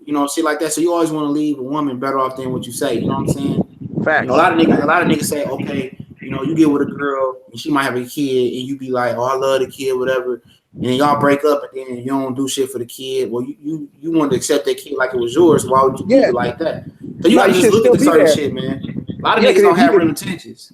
No, so here's the thing. Yeah, so if you're gonna go in there like that, and that's gonna be your little man, then that's your little man. It ain't, you know what I'm saying? It's your little man, even if y'all don't make it together as a couple. You know what I'm saying? Because that kid now see you as a father. And especially if you've been in some of the situations, dude been around like 5-6 years. The kid, they came around the kid when he was like 1 year old. The kid look at you as a father. You've been there the whole time. Now you leaving. Yep, like lightning, man. Yep, you gotta look at situations like that too, man. And but hey, like I say, man, this in music business, man, a lot of them guys are starting to brighten up. But now they starting to catch the now that they're starting to catch that wave, it's time to learn how to invest that money. So when that wave is over with, they'll be straight. You see these guys, all this jewelry is a thing of the past. Yeah, the jury got to go, man. That's what I've been saying. It's the only thing jury does is invite people to want to try to kill you, to try to rob you. That's what the jury does. And that's worse than buying a brand new car off the lot. That depreciates faster than the car. Hey man, how about instead of driving some of the exotic cars around town, which is also an invitation for somebody to bother to get you, and stop driving around with cash. Use a goddamn credit card, man. The credit card got insurance on it. You know what I'm saying? How about doing that? You get a credit card, get yourself a black card or something like that. Use that to pay for it. Then just pay it off. Then you can pay it off because you have the money in your bank account. Pay off your credit card bill immediately after you get your purchase.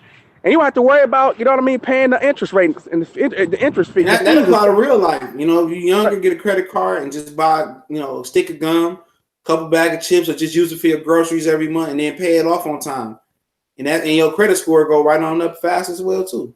Yep, that's the quickest way to build your credit right there. Yep. Is to do that. So it's just smart, man. That's just things that you should do. But you know what I mean? People don't do stuff like. But these rappers got this mentality now. They got to be flashy. And to show the ladies and show everybody out because they got to feel like they got to be stunting on everybody. What we call the bad is high siding. All these dudes want a high side for everybody out there. That's stupid, man. I said first time you get into the rap game, first dudes you should reach out to is 50, Master P, Rick Ross, businessmen. Right? Because these dudes, I tell you, man, you go to any hood, I don't care where it is, you're gonna get stripped, bro. Especially if you slipping. I don't care what hood you go, anywhere around the country, you're gonna get stripped of your shit. So why would you wear that? There's no reason. And then hold on, that jewelry depreciates. Yep, so it depreciates.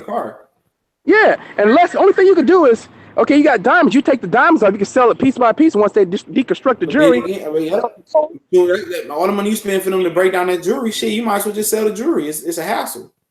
Yeah, they will. That's how they're gonna make their money off of you. Yep. They're gonna make their money after they break down that jewelry and return it back to diamonds again and to a full diamond, or return it back to one diamond store to turn it back to regular gold. This nigga, he said all the jewelry I ever wore was fake. He said niggas knew I was rich, so they automatically thought it was real. I said that's a smart nigga. Like he live a modest lifestyle. Hey man, I wouldn't even wear. Like I said, I tell me as a rapper, I wouldn't even wear no jewelry for the simple fact that you know what I'm saying? Hold on a second.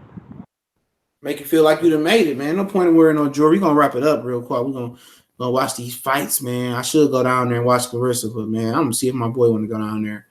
I might fuck with it. Yeah, I mean, you ain't gotta fuck with credit cards. I mean, you just using it to build your credit, Alex. You just buying the stick of gum and paying the stick of gum off at the end of the month, and then shoot your credit up. Yeah, that's what you do. Yeah, man. These dudes is tripping, man. Like I said about the whole jury thing, and the only genre that does that stupid shit, man, is rap and R&B, which is kind of turned into one genre now. It's the only one. The rappers are singing now, and the R&B niggas is rapping. Like people talk about rap. R&B is just horrible, man. No, but remember you can turn on R&B and you listen to like a love ballad. You don't get love ballads no more, man. You got vocals no more neither, dog.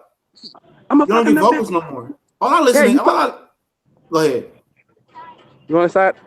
Oh yeah, you there? RBS third on Showtime. Clarissa Shields is fighting Christian Hammer, and she fighting Gabriel Hannah Gabriel, excuse me, and then Christian Hammer is fighting old girl that Clarissa Shields fought, and I think one of her first fights. Yeah, man, this stuff's crazy, man. You know what I'm saying? These dudes, like R&B, like I said, R&B has changed so much. Because, like I said, when I was growing up, man, we listened to R&B, like we used to have New Jack Swing. It started to change a little bit because it went a little bit up-tempo. But then we started to return back to the old R&B a little bit. H-Town, yeah, remember the mid-90s to the early 2000s, early to mid-2000s. That was really, really good music. You had Next. You had the up-tempo. You had Jagged Edge.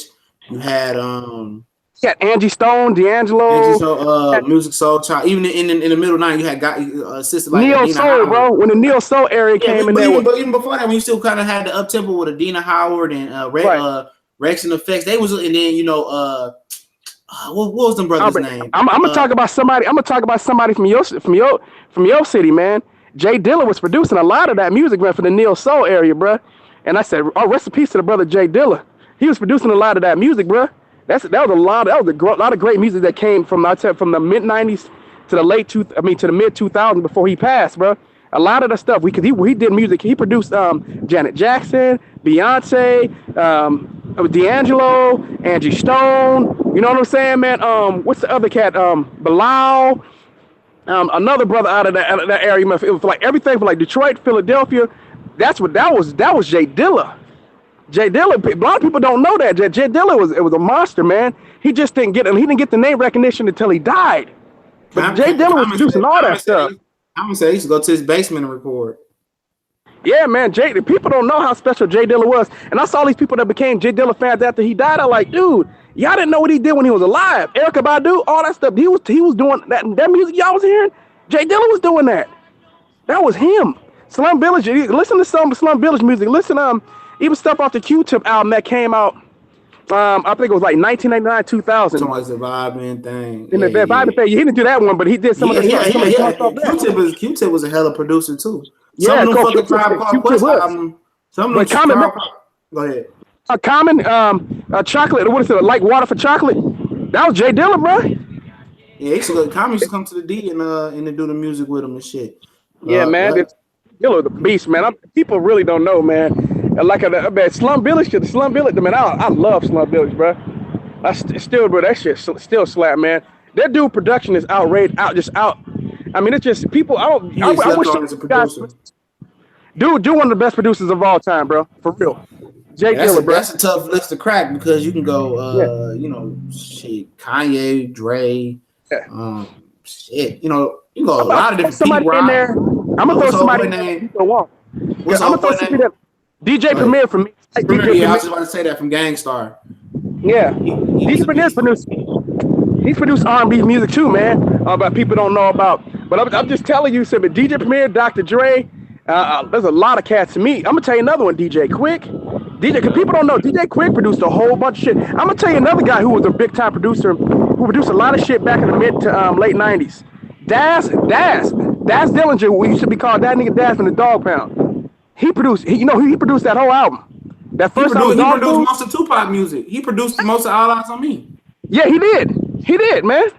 A lot of people don't know this type of stuff, man. And they get Dr. Dre that credit. The only thing that Dr. Dre produced was California Love. Right. And mostly everything else was Daz. Oh, Johnny P too, the Mexican dude, bro. He produced a lot of Tupac shit too, bro. Dude was the other monster that it's all about, stuff like that. He did a lot of that stuff too, man. So there's a lot of that played Tupac and All Eyes on Me. His dad produced what's that song he had with Jodeci? The dude from Jodeci. Which one? He was dissing Dre on the third verse. I don't know why it's slipping my mind. Oh, I know you're talking about. But you can't return, niggas. His daddy Demetrius Senior produced that shit. Oh, okay, I did not know that, bro. Yeah, his dad produced that song. Yep, that's how he kind of got the role. Yep. Yeah, man, I'm telling you a lot of. That's some big time producers, bro. But I just I go back to like I said, dude that created the Panda beat for Designer. That nigga sold that to Designer for $400, dog. Oh wow. I'm telling y'all, bro. If you don't know anything about Jay Dilla from Detroit, he passed away. He had died of lupus, bro. But I'm telling you, dude was a monster, man. From a producer standpoint, go check out his beats. Go check out his beats, man. He did a lot of stuff. He adapted right before he died, because he was dying when he produced Common's I forgot that one album, man, with the blue cover. I can't think of the name of it. But he died, man. A lot of that stuff was ahead of the game. Like he was doing music ahead of his time. And stuff that people like, oh man, a lot of stuff he produced was way ahead of his time. So I just wish everybody, if you guys ever get a chance, if you don't know Jay Dilla, go look him up. Please. Go look up Jay Dilla, man. I'm telling you, you will not be disappointed. Dude is a monster. And I'm telling you about a lot of cats in the game that are around now, a lot of guys that did like jazz music, R&B. Like if you know anything about Robert Glasper is a musician out of Texas. He has a lot of love for Jay Dilla, man. He's done a lot of tribute music. He did a lot of tribute songs to Jay Dilla. I'm telling you, man, Jay Dilla is a really loved, especially from a lot of people who are inside the game.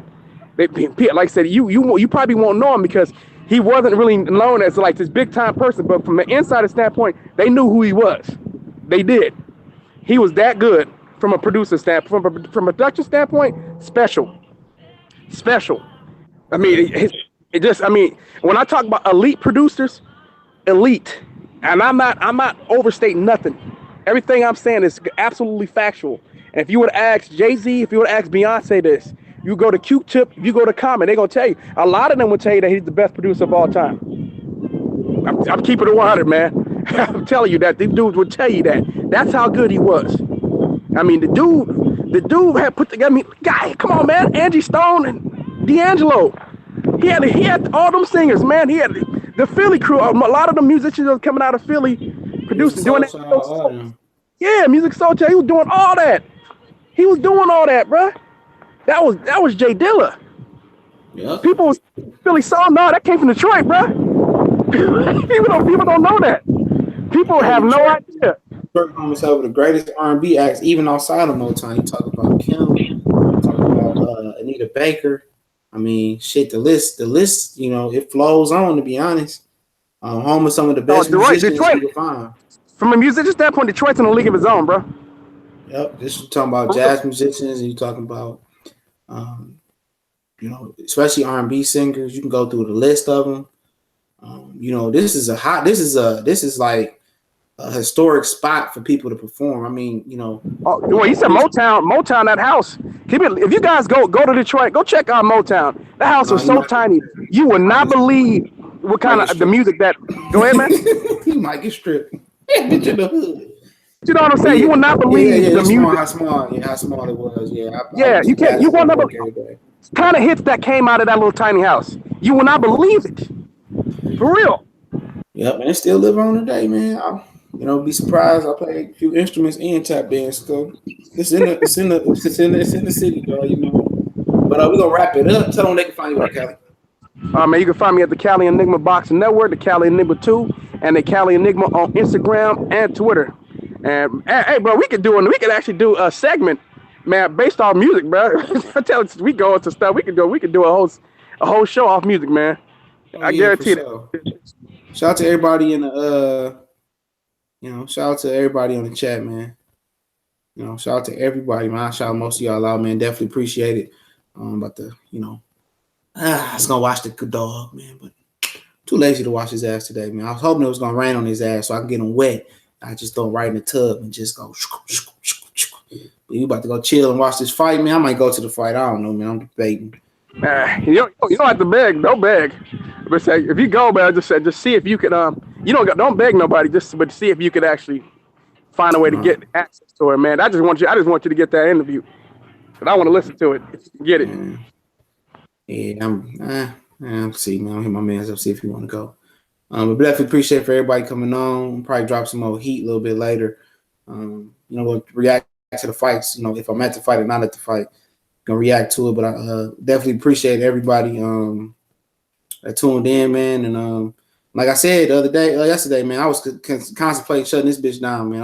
I legitimately got sick and tired of the shit. But like I said, man, I got a lot of good messages, man, and I'm keeping moving, man. But appreciate everybody for showing the love.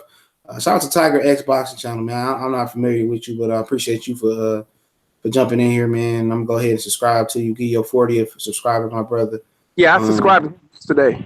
Yep. He only got 2 videos, but they did pretty well. So he responds to Hat Man. So he already about Joshua. He already got a fan of me. I ain't got to listen. But yeah, me and Callie might come back on later. I don't know, man. Might do a little review or something. We supposed to do a video about the top running backs. I don't know what happened to my man. He a little bit busy, man. So I hit him up to see if he's available. The season starts though, man. We gonna get a chance to get all that shit in. But yeah, Hatman been talking some crazy shit when it comes to this. Wow, I lost a lot of respect to dude, man. He's trying to pretend like that. But I understand the shit though. They patriotic for their country, man. I'm not gonna hold that shit against them, dog, man. Because he's accusing us of only being patriotic when it's like, no, I'm following the facts. But at the end of the day, if Wilder win or lose, it's gonna be a fucking war zone on this bitch. Most definitely. All right, we out.